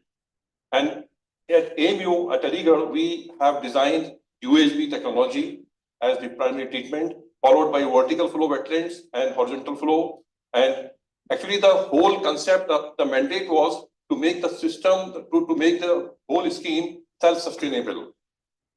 So the purpose of solar-driven disinfection system was to have disinfection that can be driven with the power, with the solar power. So these are the pictures. You can see that USB reactor, then vertical flow, horizontal flow, and this is the data, monitoring data that we collected over a period of 8 months. Another type of wetland system that we did at Aligarh is a French type system. In the French type system, we don't do any primary treatment. As we did in the earlier one, that USB was required at the primary stage, or we can go for another kind of primary treatment. It's not necessary that we have to go for anaerobic digester. So here we are going directly for French type vertical system, and then followed by horizontal flow. And in this case, we used aquaculture pond for fish rearing at Aligarh. This is the full view of the wastewater treatment facility that we did under project swings at Aligarh, and you can see it looks very green and very calm and quiet. This is the close view of the vertical flow wetland system at Aligarh. You can see the pipe network over the top of the wetland bed, and the vegetation that we used is locally available. It is Phragmites hostilis and Phragmites curca. And in the horizontal wetlands, we use Canna, Indica, Iris, and Sagittaria. And this is the solar disinfection system that we provided at Aligarh. So these are the results. I'm just skipping because of short of time. Now, what we have achieved after doing this project swings. So as far as the replication is concerned, so we have designed more than 2 dozen of full-scale sewage treatment plants in India based on the concept, based on the pattern of swings. So this is the recent STP that we have done for Pondicherry University for their campus. It has a capacity of about 700 KLD. So you can see the small video. This is the raw sewage that comes from the campus wastewater in Pondicherry, and we have a treated water. This has been commissioned in July in early 2023. Just skipping the next video.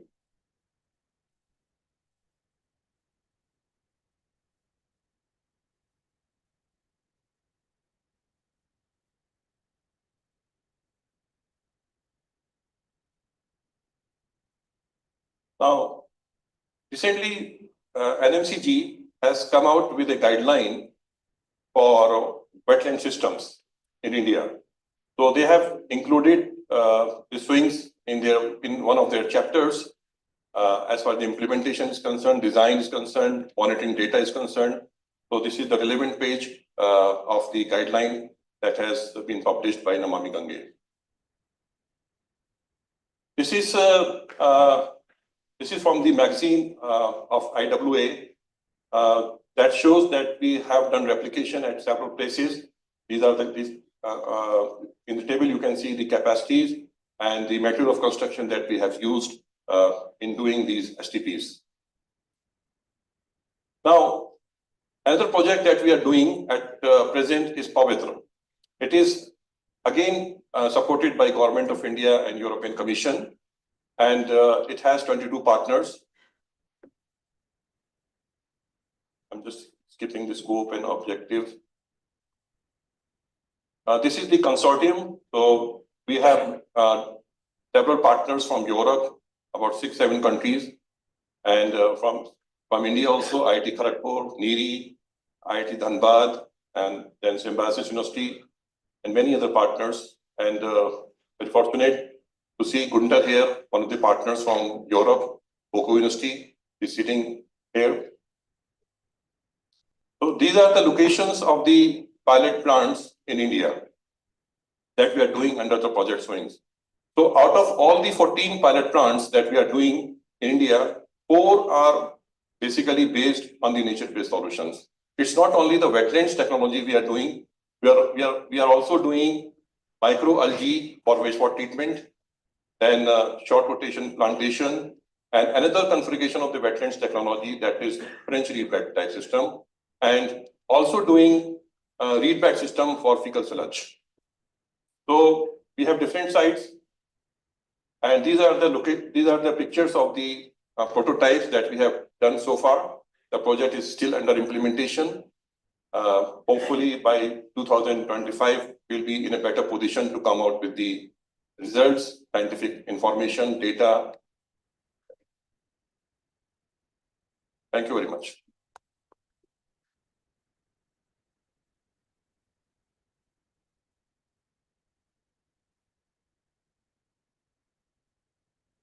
Thank you so much, both of you. Sir, if I may, I think we'll finish the panel discussion and then call the speakers for further question and answers. Because it would be nice to club all the questions in the end, and I'm sure audience would appreciate it. Fantastic. May I request you all to please have a seat in the first row? Yes. So we'll call you back for the question and answer. Now we'll move on to the panel discussion, and for that I would like to invite all the panelists to the stage. First panelist would be Dr. V.K. Chaurasia, who is the Joint Advisor in Ministry of Housing and Urban Affairs, Government of India, with CPHO. He has a rich work experience of about more than 31 years in the field of public health engineering, water supply, sewerage, solid waste management, and stormwater drainage. He's involved in policy and program formulation in the Ministry for PHE sector, and extensively supported the implementation of Swachh Bharat mission in the past 10 years. And this has been particularly in the field of used water management and solid waste management. Sir, it's a pleasure to have you on board. Request you to. He's just stepped out again. Okay. Okay. By the time he joins us, I think I'll introduce our next panelist so that he can join in. May I invite Shri Rajiv Batish, Chief Engineer and Director of Water and Sanitation Support Organization with Public Health Engineering Department of Haryana. Welcome, sir. He also holds the position of Mission Director of Jal Jeevan Mission in the state, and under his leadership, he's been promoting sustainable water management practices and ensuring the success of sanitation programs across Haryana. We look forward to an engaging discussion with you, sir. Thank you. The next panelist on board is one of our strong partner networks, Shri Dipinder Kapoor, independent researcher and development expert in wash and natural resource management. He has led the development of 3 global South-specific frameworks: capacity building framework, the water sensitive cities framework, and a resilient urban sanitation response framework. He has the experience of working with various grassroots, national and international NGOs, and also has been with NIUA, and recently as CSE Director Water Program. So thank you, sir, and it's great to have you here too. The next panelist would be Ms. Sakshi Gudwani, Senior Program Officer, Gates Foundation, who is also a development sector professional with over 15 years of experience spanning private, public, and non-profit engagements. She leads a water and sanitation hygiene program in Gates Foundation in India, driving policy design, institutional strengthening, and private sector partnership. She plays also a crucial role in as one of the steering committee members of the National Fecal Sludge and Septage Management Alliance. Thank you, Sakshi, for joining. Our last panelist would be Ms. Natasha Patel, CEO of India Sanitation Coalition, PICI. She is a seasoned banker with over 30 years of experience in financial services across India and international markets. She's held leadership roles in Standard Chartered and HSBC, where she pioneered transaction banking solutions in partnership with various development sector organizations. She's played a key role in the Model Block Initiative, a first of its kind national project on solid and liquid waste management in partnership with Government of India. Thank you so much for joining us, Ms. Natasha. Thank you. So over to you. You're going to make the chairperson stand. That was very thoughtful.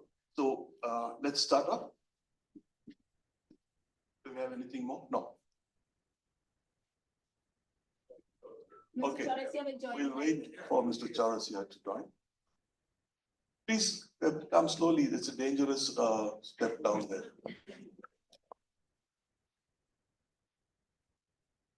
Thank you. We have a very eminent panel here with a lot of people with fantastic experience. But I'm going to ask very few questions. Hopefully it doesn't trouble you, but I try to narrow it down to the areas where we think you have done great work. First of all, Ms. Sakshi, you have been very closely involved with fecal sludge management, the journey that you started very early, piloted in Evanali, and I think it went across a few more places. Both as a donor as well as having a lot of alliance, and from a treatment solution and its deployment perspective, we have 3 questions, one nested into the other. The first one is, what has been the key learnings on your journey? And a corollary question to that is, in that, what really worked well? And the second question would be, what are the gaps and challenges that still remain? Obviously, one could not have solved all the problems. And is there a solution in sight to find how to overcome these challenges? Over to you, but I think, is there a time restriction for each of them, and somebody is going to monitor that? Okay, no, I think this 35 minutes, so try to stick to 7 minutes. I'm not going to speak. I'm going to just summarize what you say. My answer won't be 7 minutes long, so hopefully it'll be very short. Because people who have gone before me have shared a lot of examples on some of the nature-based solutions, which is where some of the fecal starch management solutions also fall under. But let me start with a few things about the lessons that we have learned. I do want to say, I think when you're sharing a new concept, and CDD knows this, and many stakeholders who are involved, you really need change agents to believe in certain solutions, to take a punt that this could work.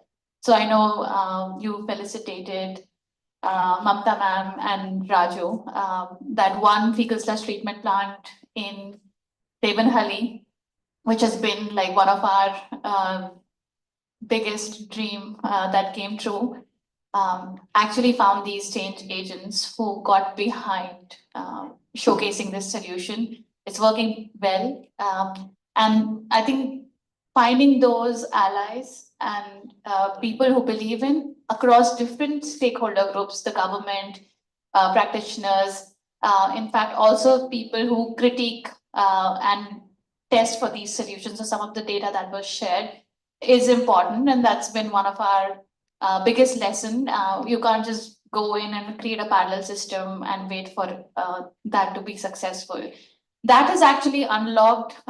It's a beautiful plant, I must say, because who thought shit would be ever sexy? But Devanhalli made it really, really, beautiful to look at the way the plant was structured. And it's been run by the local operators and the local authorities. So I do believe showcasing some of these demos has also been a big learning for us. So you find change agents, you find people who believe in these solutions, take a punt, but also talking about is very, very important, making sure that we have the data to talk about what CAPEX, what OPEX it takes. It's been 10 years now, almost, of that. It has also unlocked, I can say, like more than 1,000 treatment plants. It's not small. 1,000 fecal starch treatment plants are operational in some shape or form in the country. There are many challenges, and I'll come to that because O&M is a big problem. But I think a lot of people who got behind this should really feel proud that that one fecal starch treatment plant really showcased a lot of an alternate solution, let me say, a complementary solution to the world. The second thing I'll also say is I don't believe in one technology, one type of either nature or hybrid or thermal-based solutions being fit for a country, especially like India, which is so diverse. I do believe in the decentralized approaches, but I also feel it should be complementary to existing sewer systems and centralized approaches. And now we're also at the Gates Foundation focusing on even more decentralized on-site solutions called the reinvented toilets. So in a city which has very dense pockets, which has affluent segments, which has low resource settings, we cannot be getting behind one type of standardized solution. So I really like, Andreas, the approach you shared where you looked at hybrid, thermal, and nature-based solutions. And if there is a context to each of these solutions, and I'm coming to the challenge that I see here. I feel we as sector stakeholders sometimes get siloed in our narrative, and I think some parts of the Gates Foundation are also guilty of that, to talk about one type of solution. I don't think that's the world we're living in. I don't think we should be creating a standardized solution for how quickly cities evolve, migration happens as well, and the climate events that are happening. So I would say that one challenge has been for us, as I've seen the FSM work evolve, is not having the data and evidence to say, okay, this is what this costs in a systematic way. There is data, but I don't think we've been able to present it well. But how much does it cost? Where it's more relevant? How it can complement different solutions? Instead, we are seen as you're pushing down one solution, and that's kind of been a challenge that. So I'll just stop there. I hope it was less than 7 minutes. Yeah, it's wonderful. And please be assured that when you try the first time, you're not really looking for data. You're really making sure it works. And suddenly when it catches on, everybody asks you for data. How much it costs? How does it work at a different stage? Oh, sorry, I forgot about it. We were really making, and that's a great thing. You brought the idea of the champions and the people who lead. We talked about the staying power.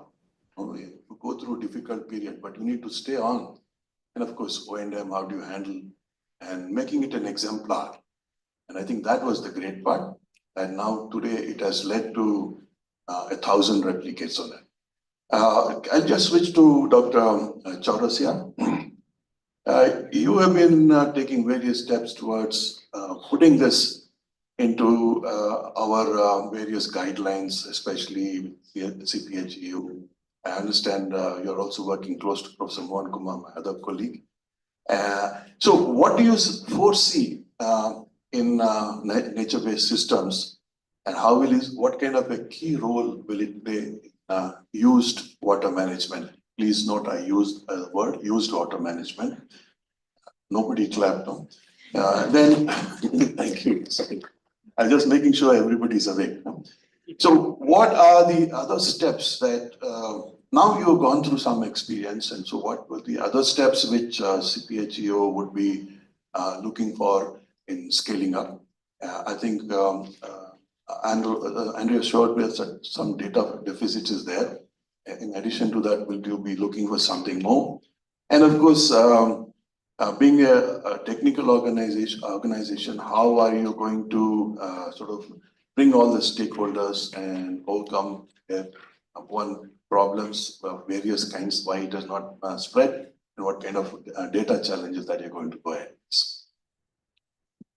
Thank you very much.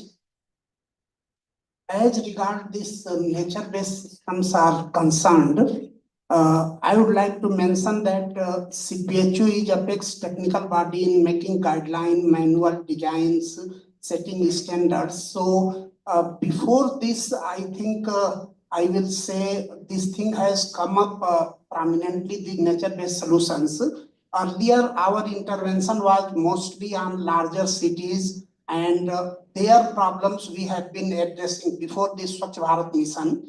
So at that point of time, these nature-based systems were not very prominently came up.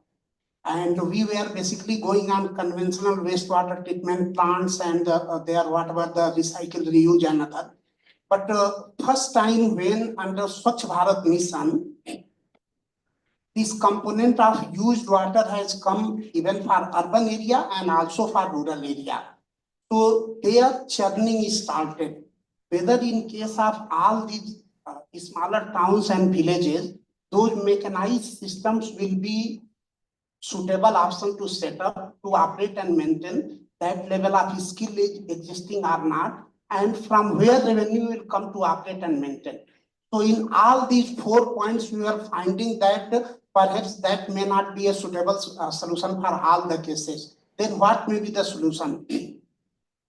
Here we started thinking that how earlier these systems has come for treatment, and there we again refreshed ourselves that nature-based systems initially came up, and then because of quality standard strengthening and then requirement of these larger piece of land which were basically not available in a larger city, these mechanized systems come up. So there we again looked that this nature-based system earlier it has been working, and over the time it has been shifted to larger mechanized plants in cities. So why not those solutions we should try for smaller and medium towns and also for villages. So there we started prominently looking for the nature-based systems, and there we have come out various guidelines. There is one ready reckoner you will find that is not purely for technical people, even anybody decision maker in ULB,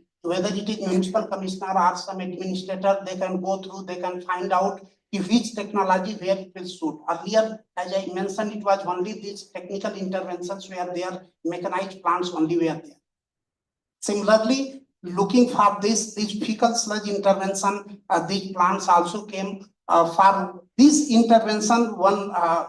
In light mode, one way I will appreciate that all our administrator, or I will say most of our administrator, very quickly understand what is FSTP. It was buzzword their word, and thanks to BMGF and all other allied who have worked, this is I see as a revolutionizing. I will not say it is a complete solution. All here sitting at various forums, they might have seen that only septic tank cleaning in once in 3 years, 5 years and treating, and rest whatever used water is going, that is not being treated, that is not complete. So we in our guideline has come out with solution that let us treat that used water also.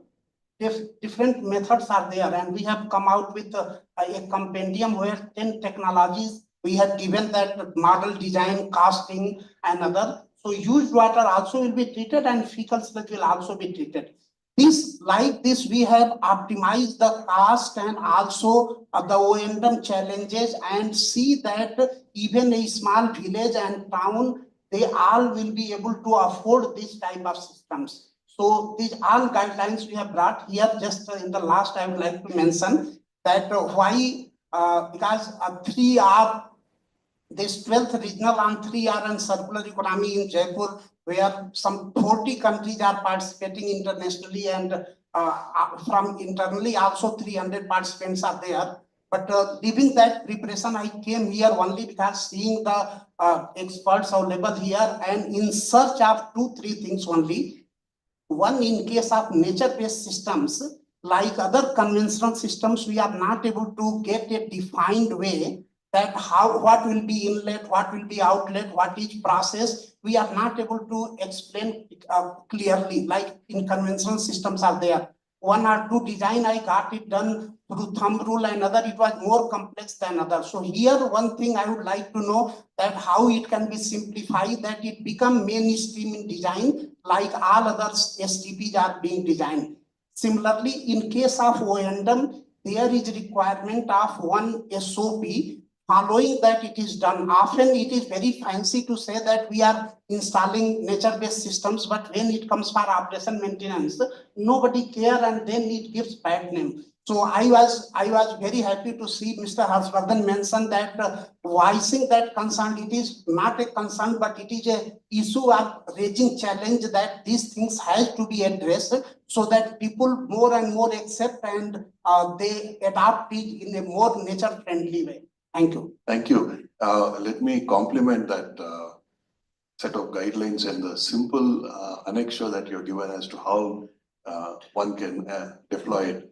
I really appreciated that a lot of effort has gone to simplifying, especially even with small units, small dwelling units, and of course ending up in kitchen garden, various things. I do appreciate that there is a problem about how subunits and these parts are not well documented. Perhaps what Andrea showed, you had for each step, you had shown the specification. Perhaps one could go over and you could interact and make that as use that to create that part of the guidelines. We do find that as a deficit in when somebody is giving a design. What does the first part do? What do you expect from the anaerobic digestion? What happens? What is supposed to be done in the vertical wetland? What is supposed to happen in this? It's not very clear.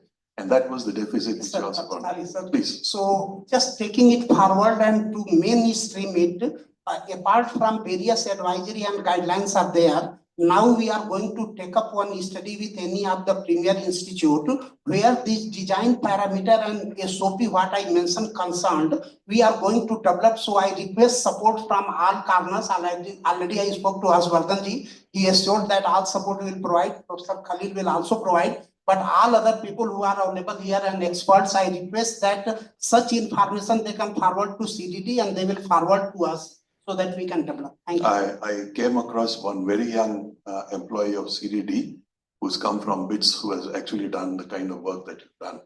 So CDD might be a good place where all this data could be accumulated. Let's move on. Dr. Dipenderji, you have spent a lot of time making sure about how do we go through the SPM2 guidelines, different options, your WSP, wetlands, all those things.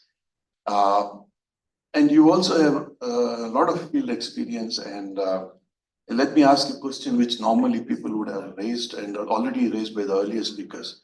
I'm trying to be a devil's advocate. It's not my personal opinion, but I'm trying to do that.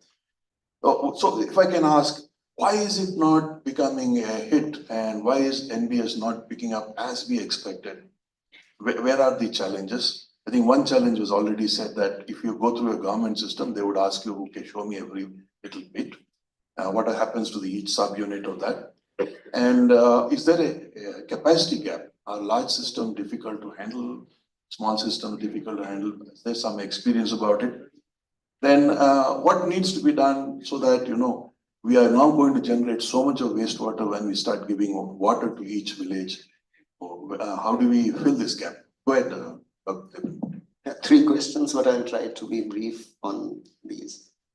Firstly, as Ms. Lata and the CDD colleagues, Stefan had mentioned, this issue of scaling up 1,000 FSTPs is actually quite a good scaling up, I would say.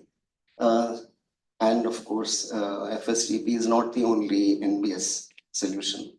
There are others as well. And my own research, which I was trying to do on NBS, I was looking back at actually watershed development in the rural areas. That's also NBS, So it's not NBS is only the urban side. We've always done NBS, but not called it NBS. And in fact, in watershed development, if you see, the concepts of equity and justice were much more ingrained. As watershed development was scaled up in the 90s, issues came up with who is actually benefiting from the water conserved. Is it the landed people or is it the landless, and what to do? And the same thing has happened with FSM, with CVS and other ideas which came up that, we are doing all this, but actually is it reaching is it inclusive or not? So I think the challenge in scaling up of NBS to me is primarily that NBS is seen as a technology system, and it loses its heart and soul of what Lata and Stefan were saying. It's a loam watts.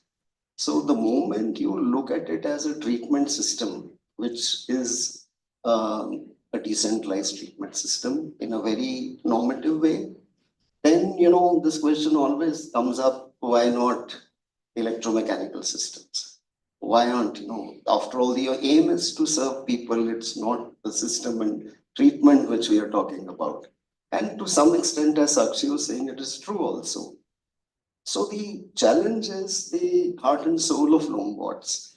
And I've seen my work in NIUA and CSC, this was always a challenge. Because the moment you convert NBS into a training program or a manual or as a guide, you get into a very rigid, primary system, secondary system, tertiary system. So in our cities, if you look at our experience in different cities, unfortunately, it has become a project and it's become one FSTP. And I remember I was telling Mr. Batish also in one of our training programs in CSE on DWATs, UP officials came and were very impatient after the first day, and they said, "Karna kya hai? Don't tell us about the treatment system, design, etc. Just tell me in my town, I have to implement something in 6 months. It's going to lapse in March." And then Rohini was there from CDD in that session, and our team was also very impatient. And so they drew up a circle on the board and said, okay, this is the town and there are 4 nalas, what to do? So then I think Rohini was there and she said, look at the BOD of all the 4 nalas and then decide. If it is less than 50, don't do anything there in one nala. If it is between 50 and 80 or 100, do something which is small. And if it is more than 100, then put up a treatment system. So I think this heart and soul of understanding DWATs is missing, and therefore when it becomes a project, there are design failures because you've implemented it as a project. And a very bad example. They discredit the whole idea itself. And that is unfortunately happening. And that is why Mr. Chaurasia and others are very worried that we are building a lot of treatment systems which are very expensive, of course, and which are badly designed. So I think that is, look, where I stay in Delhi also, in my park, they have done a DWATs, you could call it. What they're doing is taking the sewerage out from the sewer line and treating it, but they are not treating it. So they just have a planted wetland or a small plot, and from there the water is put into a small depression, and it's all green water and smelly and all that. The worst is in another area next to where I stay, they are aerating it. So they are pushing it in the air, and people are saying they're actually spreading pathogens in this process. So that is the problem, I think, in scaling up. It has to be done like that. And capacity building, just to say, I think capacity building is a function of a commitment for change. If that commitment for change is not there, capacity building again becomes an activity. So in FSM, in NIUA, when we were scaling up capacity building, we had to do it at state level. Initially in 2016, when two towns were allocated to 10 partners of the alliance, you do it in 2 towns each. What will you do in 2 small towns? People are not there, officers get changed, they have no power. So we realized we actually have to do a state level intervention in capacity building. But if the commitment to change is not there, if the thing is the ye to temporary solution hai, we will do it in addition to what is there, then it becomes that. Then your capacity building is that. And I think finally on capacity building, what is most critical is original content and capacity of the capacity providers. That again, I think still remains a challenge. I understand DWATs is new, and all this NBS started in the 90s, and it's not, we are confronting a system of sewage system which is 200 years, 300 years old. So this change, unless you have a state level commitment, which Odisha demonstrated, you can't scale up either capacity development or NBS. So I think that is most, and we don't have a 20-year state perspective or a plan to cover all the cities, even with sewerage system, I would say. So leave alone NBS. Thank you. I always like that what you said. One is the technology fixation. I have a technology, so I need to implement it. So it's like I have a solution now, I only need to find the problem. And I guess if you don't have a view of a social change at the end of this program, technology is merely a vehicle. And that yardstick, if we don't incorporate, I don't think we will go far. It's so nice that you brought that idea that one should not look at NBS merely as a treatment system, but a path to a change. Having said that, let me move on to Rasha. You have been working with the government closely, and you have a lot of initiatives and have worked in very difficult places like the aspirational districts. You have been also been able to capitalize and bring together the corporate system into the Swachha journey. From a liquid waste perspective, now we call it used water, especially in rural areas, how do you see such partnerships contributing to this sector? One, just you're taking off from where they've been the left, saying that we can't do just two, can't do three. So you need a lot of partnerships across. Have you observed that the need for a NBS in field when you're interacting with the stakeholders across the states? Because again, we are not looking at using a technology as a tool, but as a method to create change. And in this case, so what is that desirable thing that was missing in the NBS that could be added on and make it a success? Thank you. Maybe I should just also set the context by telling you what the India Sanitation Coalition is, so that it gives, it sets the context for our work. So we are actually a part of FICCI, and when we were created in 2015, this is about 6 months before the SPM, the Swachh Bharat mission, was announced, the idea was to get private sector engagement into this particular sector, water, sanitation, hygiene. Because as we all know, it's a sector that has historically always been funded by the government.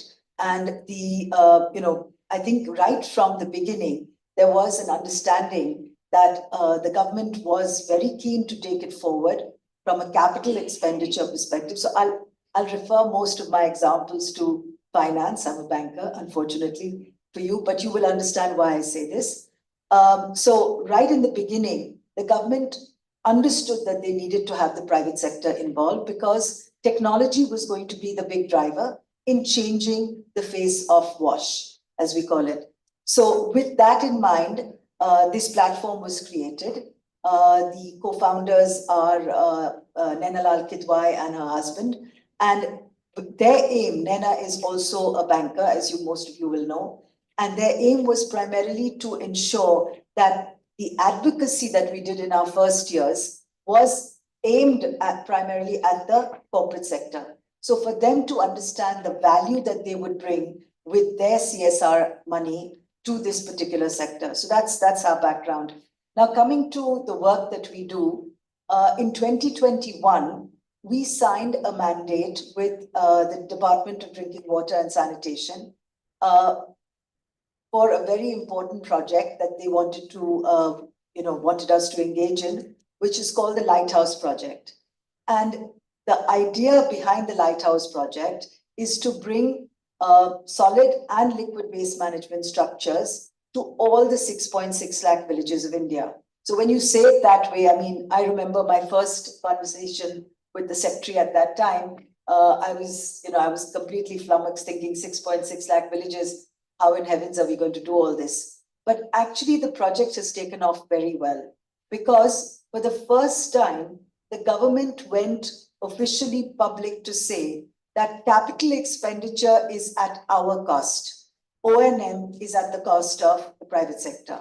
And that actually works very well for the private sector, because here they see that if the government is willing to put in, if you look at a project, I mean, roughly speaking, 80% of the cost, and I'm talking rural now, 80% of the cost would be around the buildings and the infrastructure.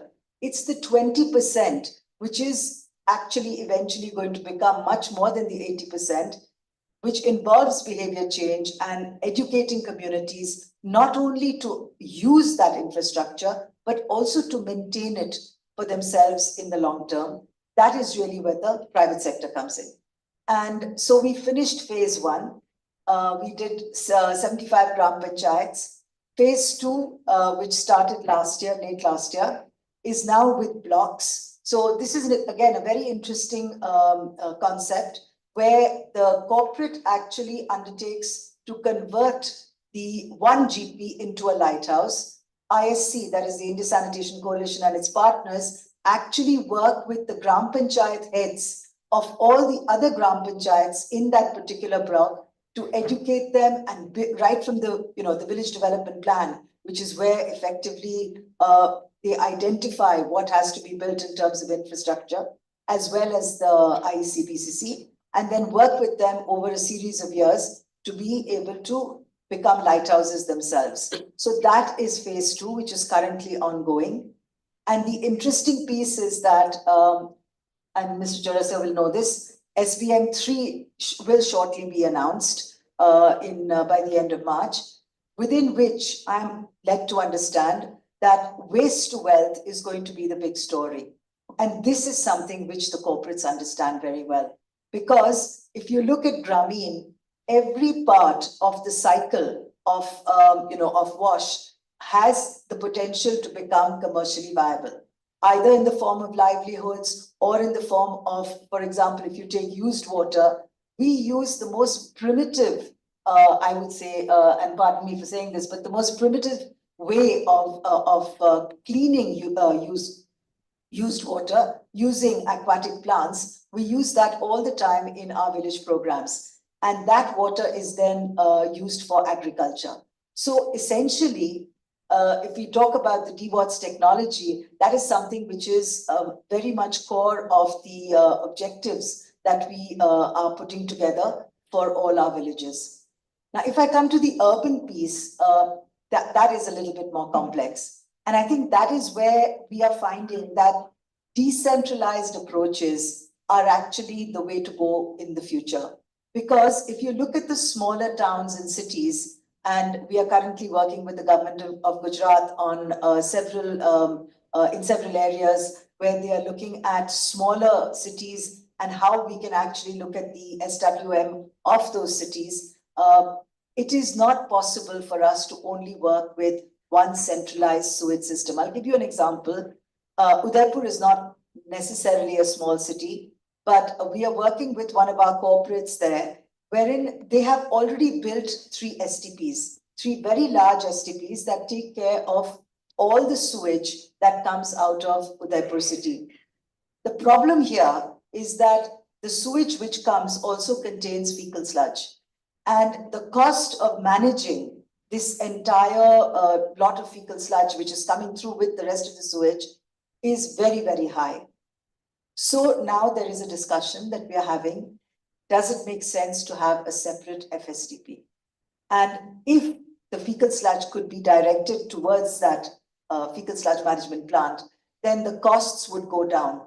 The other option is also to set up a solar plant, because as you know, Rajasthan has a lot of sunlight. So is that one of the options to be able to bring down the costs of running these 3 STPs? So there are various models we look at, and I'm sure that all the speakers before me have said it really well. No one system is required, to be adopted.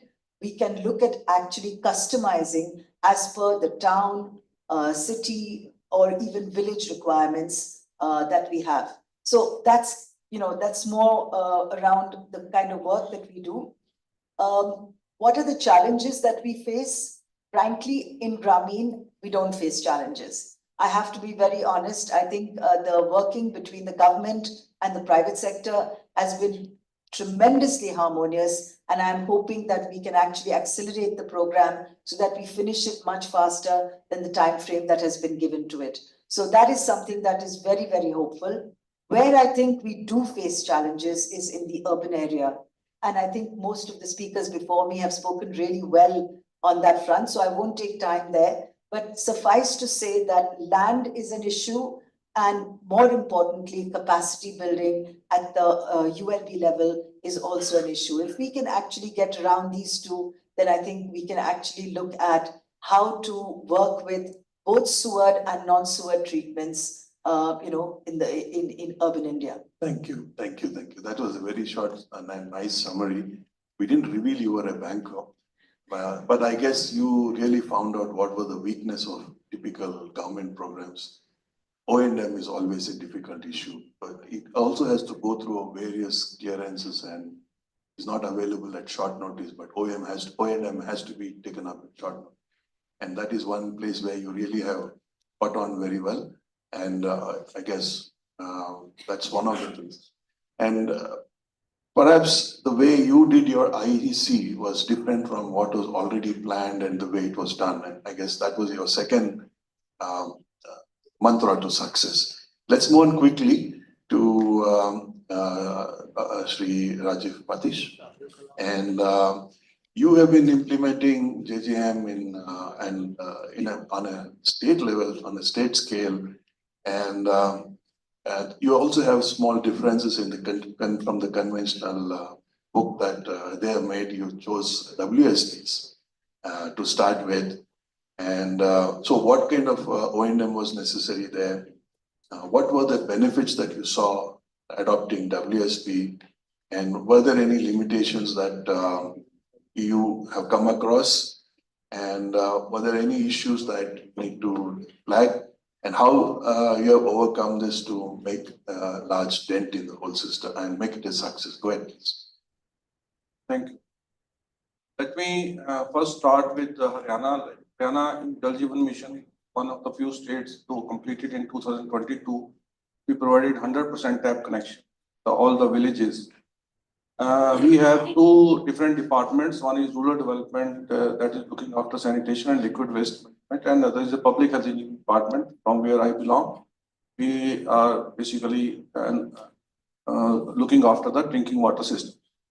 But water is a subject that is closely associated, and the drinking water ultimately leads to the village ponds.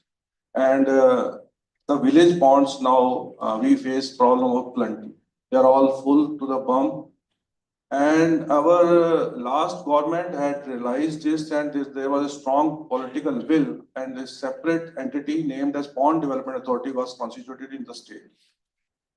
Just if you will Google it, you will find a very comprehensive information about all the ponds in Haryana. There are around 18,000 ponds, all geotagged with the IDs, and the strong action plan was prepared to how to basically get them preserved. Some there are some religious ponds, some there are watershed ponds.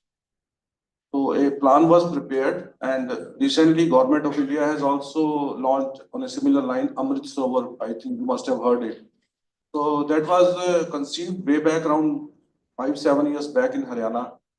The main thrust for treatment of this kind of ponds was NBS only. We had this pond authority, they had gone for a full digital survey of each and every pond. There are maybe 1 or 2 ponds every village. If we look at historically, these ponds were basically from the centuries. They were the kind of source of water and source of water for cattle and humans also. They used to drink it. Even we used to hear that old person tell them that before piped water supply, they were the only sources of water in the first summers. But what happened in the gradual supply of drinking water through the pipe water supplies, way back in Haryana, like 93, we have achieved pipe water supply. 100% tap connections we achieved in 2022 under Jal Jeevan Mission. But the drinking water systems, what they have done is they have converted this pristine village ponds into a waste ponds. So because of lot of piped water supply, they were full to the brim, and public outcry and a political will.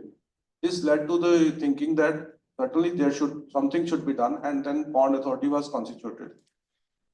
The problem with NBS that now we realized after constructing say around 700 or 800 NBS systems, by following due procedures, by following due designs, digital survey, everything, that the operation maintenance is now a big challenge. Even after capital investment, the community is to certain extent is aligned that now because they are also facing this problem of water.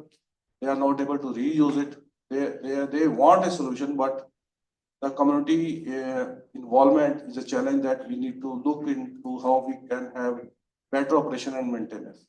There were some technological challenges also with the initial NBS design that now we are revising with some switchable model. So that process is going on. I just listened to Stephen's today morning, and 1 year, 1 5-year plan, 2 year, 30. I think system is a constant development and monitoring. Probably the results are not going to come in a day or two, but probably years. We need to have a continuous monitoring, evolving, and then implementation, and with a very large community participation and the stakeholder consultation. So we are just evolving, and in the days to come, we hope to have a better system, but simultaneously, these NVS systems are not be a remedy for all. We have a large villages of 10,000 more population, and we have categorized them as a Mahagram villages. We are constructing full-fledged sewerage system with the treatment plants, mechanized treatment plants. We have already commissioned around 20 of such villages, and work is already under progress in 35 or so something, and we will be another 4 or 5 years. We will be completing around 140 of such Mahagram villages. So I think the approach should be to look into the local needs, local requirements, and monitor, and then see what can be done, how it can be evolved. There are certain advantages of NVS technology, no doubt that it is low maintenance, but as my earlier speaker said, low maintenance does not mean no maintenance. Let me tell you one example. In Haryana, before this NVS, there was other thing that we adopted is 3.5 pond system. What is it's just simple that if suppose land is available in some village, you just construct 3, 4, 5 ponds in a series, and water is flowing from one pond to other pond. This is such a simple technology, and it really gave us very good results, but not in all the way, because the first pond is always get silted with the village wastewater. So the overall silt had remained a problem, and even because of this simple reason, there were some technological challenges to operate the 3.5 pond system. 3.5 pond system now, then we have migrated to this NBS system, and now we are evolving with the NBS system to have a better change, and so that it can suit to our requirement. I think certainly in the days to come, with due consultation and the Government of India parties help and guidance, we will be able to evolve it, and it will certainly be a great use for us. Thank you. Thank you. Thank you very much. I like the fact, I mean, I am sure the applause is for the completion of all the 18,000 villages, 18,000 ponds being geotagged, and having a separate pond, 100% water supply that you got. And I see that you have brought out the idea that each village will have an independent and perhaps a very specific solution that aligns with the village, its topography, its geography, as well as the potential to carry out O&M. I was asked to do one more thing, that I have to summarize the discussions and the presentations of the first 3 speakers. But I think they did it in such a clear way that my job would be superfluous. So we'll start with the, is that okay with the start with the questions? You have something else? Let's start with the questions, Yeah. and may I request Please. Mr. Andrews join us on the stage. And Stephen, I hope you're also listening. Some of the questions will be posed to you. Yes, sir. Yeah, please take it away, Sandhya. You can, I'll just moderate in case something goes out of hand. And kindly keep your questions straightforward. Don't speak more than a minute, because you're asking questions and not making statements. Sandhya, please take it on. We'll just open the floor for any questions from the audience first. We have a few online participants who have posed some questions, so I'm just waiting for the questions. Someone please please point it out to me that there's also a question on the online platform, so that I can we can also take it up. Go ahead. We don't see any hands up. Oh yeah, sorry. Go ahead. Did you say the lunch is early, or it's available only at 1:30? Get one. 1:30. We'll take the question. We have some time. Hello, I'm Subhadra from E3, which is a not-for-profit ecological institution. So at the outset, I want to say I'm not a wastewater treatment person, but NBS, because I work in the area of pollinator integration in urban food system. Yeah, my question is this. I think Andreas kept saying that we have to make the NBS more multifunctional. So which means this is considering the fact that the space comes with premium in cities and other urban areas. So we really, I think there's a silos, as Sakshi pointed out. I think a lot of biodiversity scientists and ecologists should be talking to each other is my point. Where it comes from is we still seem to be working with a bunch of plants, the canna and other things. So I really feel there's a need for multiple sectors to come and talk to each other. I think otherwise the silos is going to continue. So this is also a recreational space, right, in urban. So when we tried, and of course with collaboration, I'm not a wastewater treatment person, there was a big no-no from the stakeholders for a constructed wetland because it doesn't look aesthetically nice. So I think I think these are some of the areas which needs attention if we really have to make it popular in the urban context. I think it should really truly be a space, a habitat for biodiversity, apart from playing the role of the wastewater treatment. As I told you, I think you made a point. Take it away. It's for you. They want pollinators. They want it very aesthetic. And also, what is the last point? Honestly, I didn't hear a question. It was a very nice summary, isn't it? Okay, let me pose a question. Why can't you replace canna with something more attractive? I thought canna was attractive, but something more attractive. It produces nice orange flowers. And of course, what she says is a concern that we are losing pollinators, especially in Europe, and we add that to the biodiversity part. It's having the right species is quite interesting topic, and there's again this the knowledge what type of species you should use for this kind of constructed wetlands or green NBS systems. Honestly speaking, this lies in very few people, in my understanding. Yeah, so I'm really fighting a little bit against planting cannas on sludge treating drying beds, but it will be done everywhere. Especially now I've seen so many pictures and it looks like it's going to work, but by principles should not do it. The right plant is actually rather the Phragmatis, because it has much more roots. Getting more plants in it, I think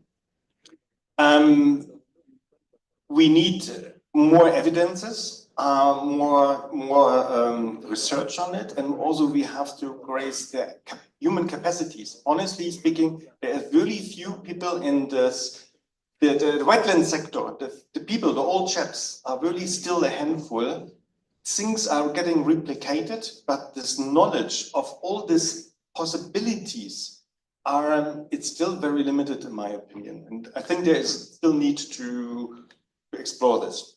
Yeah, I think you pointed it out very, very rightfully, that the key for success is in the root system and aesthetic is only incidental. But we should start searching for more aesthetic, and that's really a problem. We only have canna everywhere. Perhaps typha and sometimes something else. Phragmitis, yes. So other than these three, we don't have anything in the kitty. Okay, next one, yeah. Have another. One more. Sorry, I have the mic with me. Yeah, my name is Santosh. I am from Borda. So this question is to Rajiv sir. So we are working closely with a few small towns, and Chikballapura and Chintamani, which is about 50-70 kilometers from Bangalore, is two of them. So Chikballapura implemented a WSP system about 10 years back, and now it is due for, it was due for maintenance a few years back. now it is seriously due for maintenance. So I wanted to know how did you even do the maintenance of these treatment systems in Haryana? Because in Karnataka, we really found very challenging to do any kind of maintenance, and even municipality doesn't have a fixed budget to do a maintenance, and it would take several, at least a few lakhs or a crore rupees to maintain it, or do the maintenance, especially the desilting of the ponds and things like that. Even we reached out to Prabhakar Verma ji, but we did not get any concrete answers on any vendors that are available to do the maintenance of these systems. I'm sure we have about at least 20, 30 of these WSP systems in Karnataka, and they are due to maintenance in coming days. So any thoughts on that?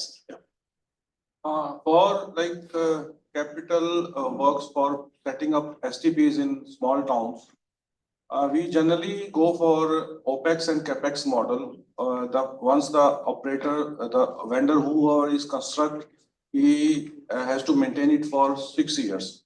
So it's part of the contract. The contract is divided in two parts. One is like after commissioning, they have to maintain it, and we pay them some certain charges every month or year. So that is part of the contract.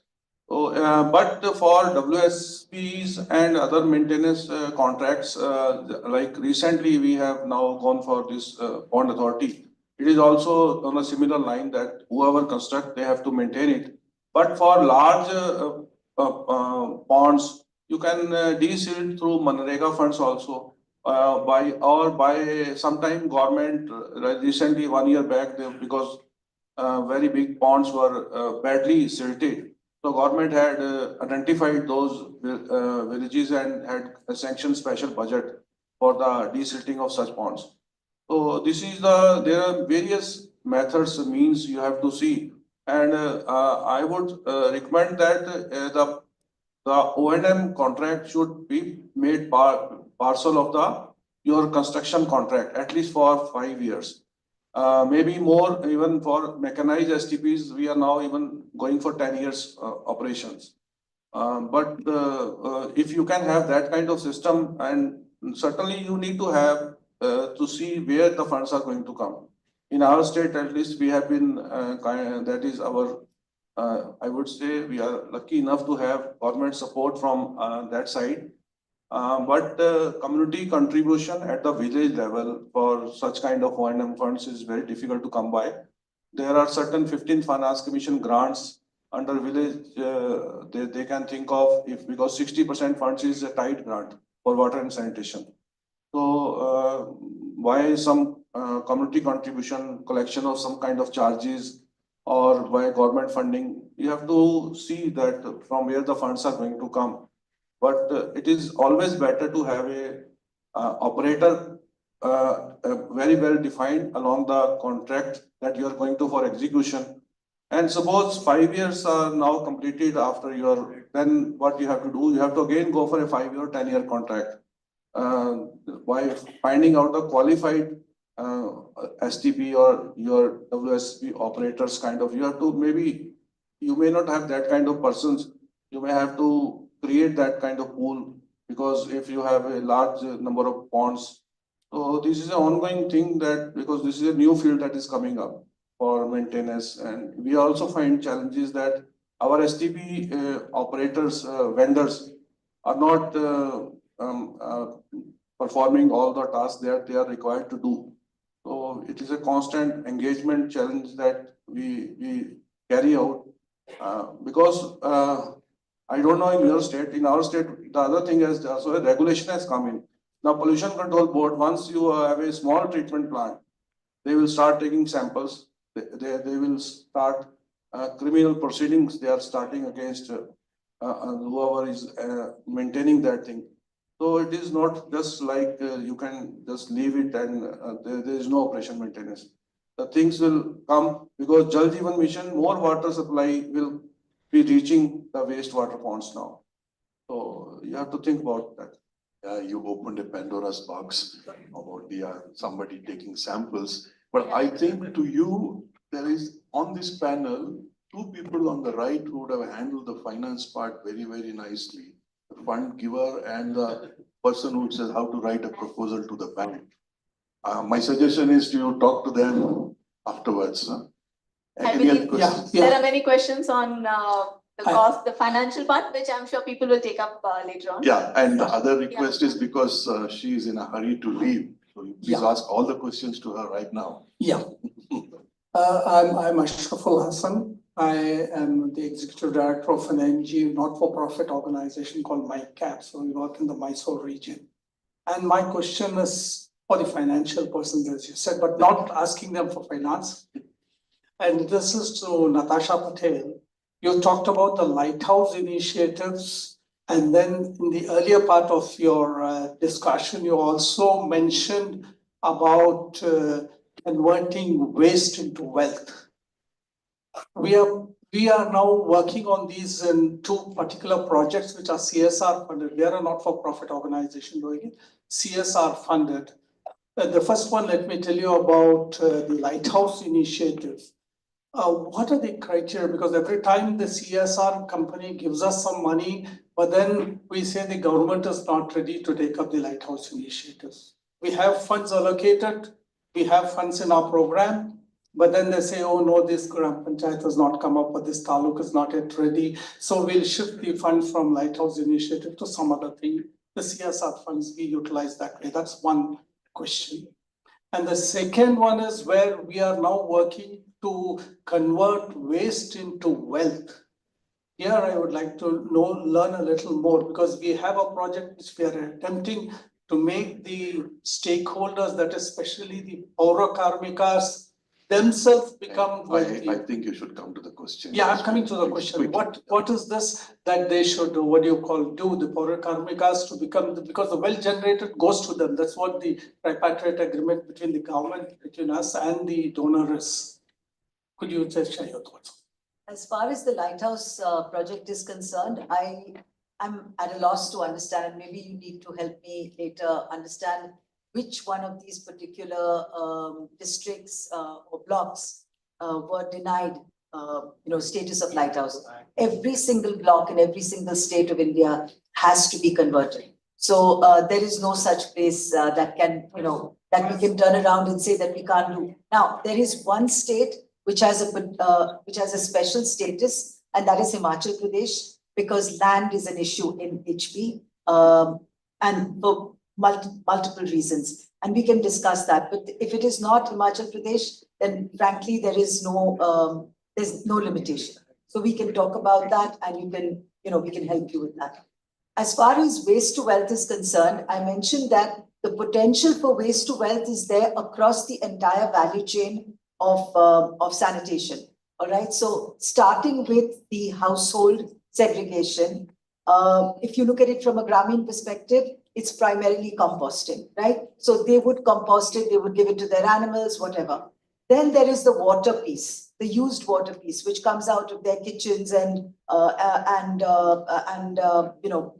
various areas which are not fecal sludge. So effectively that, as I mentioned to you, we actually convert it through holding ponds into water that can be used for agriculture. And this has proved to be quite successful. In fact, it's a technology that now pretty much all the villages are adopting. The bit around, you mentioned that there was desilting issues. I'd like to understand that better, because Haryana has not come up with a problem as far as the blocks we are working with, but maybe I'll pick that up with you later. As far as fecal sludge is concerned, as you know, the government is promoting twin pit toilets across the whole of India. But there are some states where septic tanks are far more prevalent. So we have to deal with that as well.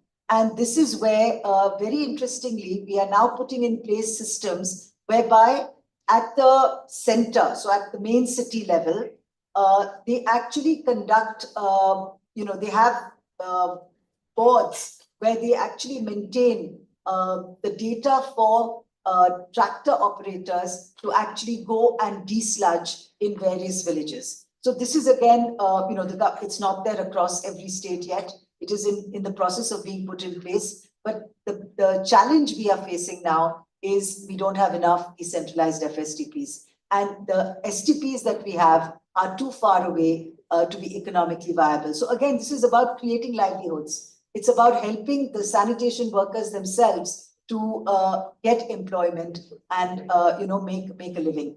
So that's for the fecal sludge waste. Does that answer your question? Yeah, I think you triggered a nice array of questions, and let's use it for at lunchtime to please get it. I think a lot of details are required. Just one last. Please. Two more. Okay, just two more last question. I am Marcela de Souza from the Watershed Organization Trust. It has been a very interesting inputs that I've heard on the management of the waste and the water. My question to you is anything being done? There would be, definitely, but if you can highlight what has been done in preventing the waste taking place. I'm talking in particular about the chemical waste that get into the water. Andres mentioned about the pharmaceutical products that are found in the water. But what about all the other chemicals that are coming in from detergents, from the various chemicals we humans are using, that are very toxic to the water? This is an area of concern. I come because we are also looking at, we have studied villages, we have done a research on it, where desiltation was done 5 years earlier. And believe it or not, within 5 years, the water was so polluted in some of them that the fish were dying. And we also found that those villages, many of them were not able to use the water for drinking. They had to use RO from those water. So there's something wrong, something we all need to look at is, I think you made the point. Andrea, you had a slide which you said you're looking at various diclofenac and all kinds of pharmaceutical inputs from the house, and you're monitoring it after the various stages and what happens to it, where it gets degraded, and what needs to be added. I'm just adding a little bit, sorry for that. This is what was pointed out by Andrea, that the modern wastewater has a lot more new chemicals that are coming into the wastewater stream, and there's a need to look into that. But he had a slide which showed what is the fate of various of these, a few of the common chemicals. Perhaps that would clear the question, please. Oh, this is a big topic. How quickly? Okay, when I was a child, even in Germany, I could not go swim in the river because it was polluted by the industry. So we built up the industry, and we really polluted heavily our environment. And once we got our income level, it's fine, then we looking after the environment. And then we looked cleaning the river, and we spent money in primary treatment and a lot of money just reducing organics, maybe even not pathogens, just organics. And then we found out, oh, we have to address nutrients because our rivers are getting eutrophied and whatever. And so we spent so much money on this one, on the even third treatment stage. So now we found out we have a lot of micropollutants because we're using, even in the EU, 10,000 chemicals are allowed. And in many other parts of the world, even more chemicals are allowed. We all consume them, and we find them actually back in our water, in our drinking water resources. We found them back in the aquatic life. Vitality is going down. There's also a certain reason why the vitalities of the humans are going down. And this is a new thing is coming up, and it's really mind-blowing what we actually consuming, flushing down the toilet, and it's ending up in our drinking water. So how to address it?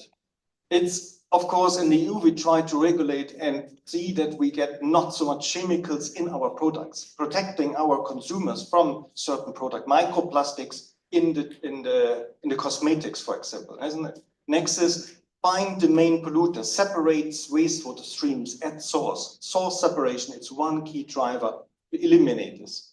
And if you cannot eliminate or separate, then of course you need to treat. And in the EU, actually in 2030, every treatment plant treating more than 50,000, the wastewater from more than 50,000 people need to have a treatment system to eliminate the micropollutants. Big deal. I don't know where the money going to come from. So we found that nature-based solution could be one answer, that we putting this kind of system even behind the commercial, the conventional wastewater treatment plant as a post-treatment option, because they are really powerful in reducing this kind of micropollutants, if we have the space and the option. So this is, we need to address it, and I think it is worth to put it up as additional topic, additional also in the financial requirements, but we will see the consequences only in the years to come. Let me put it in another way, that the cause of fish death need not be the chemicals we use, because we have used it once. And if we have survived, the fish would have survived. But the cause of fish death could be multiple other things. Yes, it's a problem that we have not yet solved. But the advantage of the nature-based systems is that there are lots of redundancies built into it. I wish you had mentioned that if one subsystem fails, another subsystem takes over, and the kind of biodiversity that is involved is very, very large. Hopefully, I'm saying hopefully, since most of the chemicals released for domestic use is already proven somewhat safe, not lethal. We expect that we start regulations in such a way that only biodegradable material will get into it. Of course, one exception is the microplastic, which you pointed out, both in the toothpaste and in the makeup that we use. Back to you. Any other questions? We do have a couple of questions, but given the time constraints, since we have some people who need to leave, so what we'll do is we'll collate all the questions, circle back to you all, get the responses and share it with the participants. I hope that works. Thank you so much. This has really been a wonderful discussion and presentations. A lot to learn, a lot to do. That gives us a lot of hope and also a lot of motivation to work harder. What I would now do is request my colleagues to help me in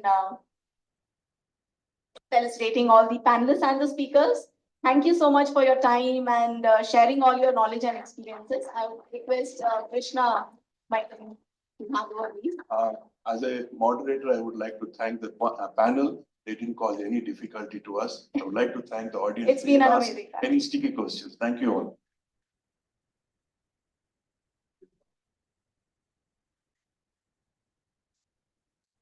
Thank you so much, Natasha ji. Been wonderful. I wish we could have some more time with you, but we will circle back soon. Thank you, Sakshi. Great listening to you always. Sitender ji, thank you so much for your time. Just a moment, please. Wait.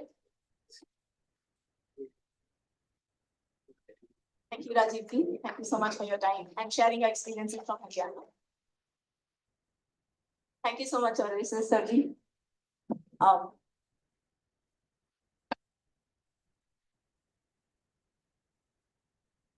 Thanks a lot, Andreas. A lot more to learn, a lot more to listen in from you. Thank you, Dr. Khalil.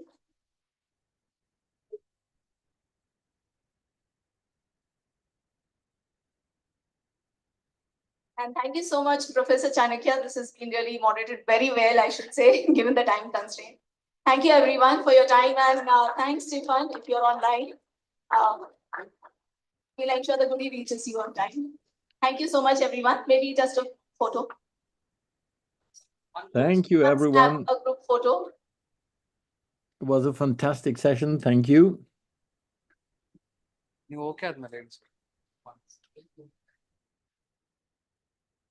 Okay, na?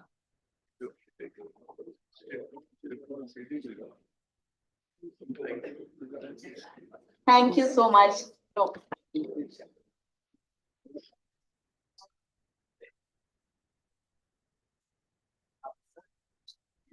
So thank you, everyone.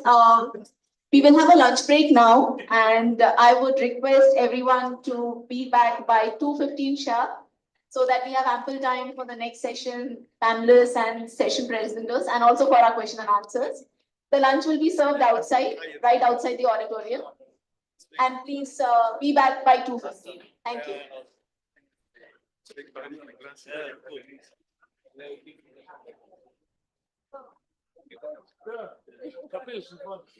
I will load the PowerPoint.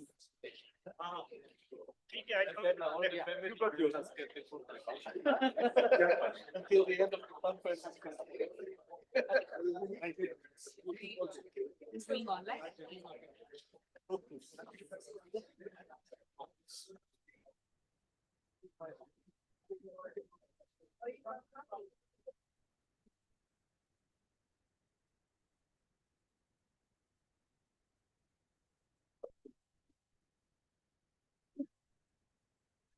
Tomorrow.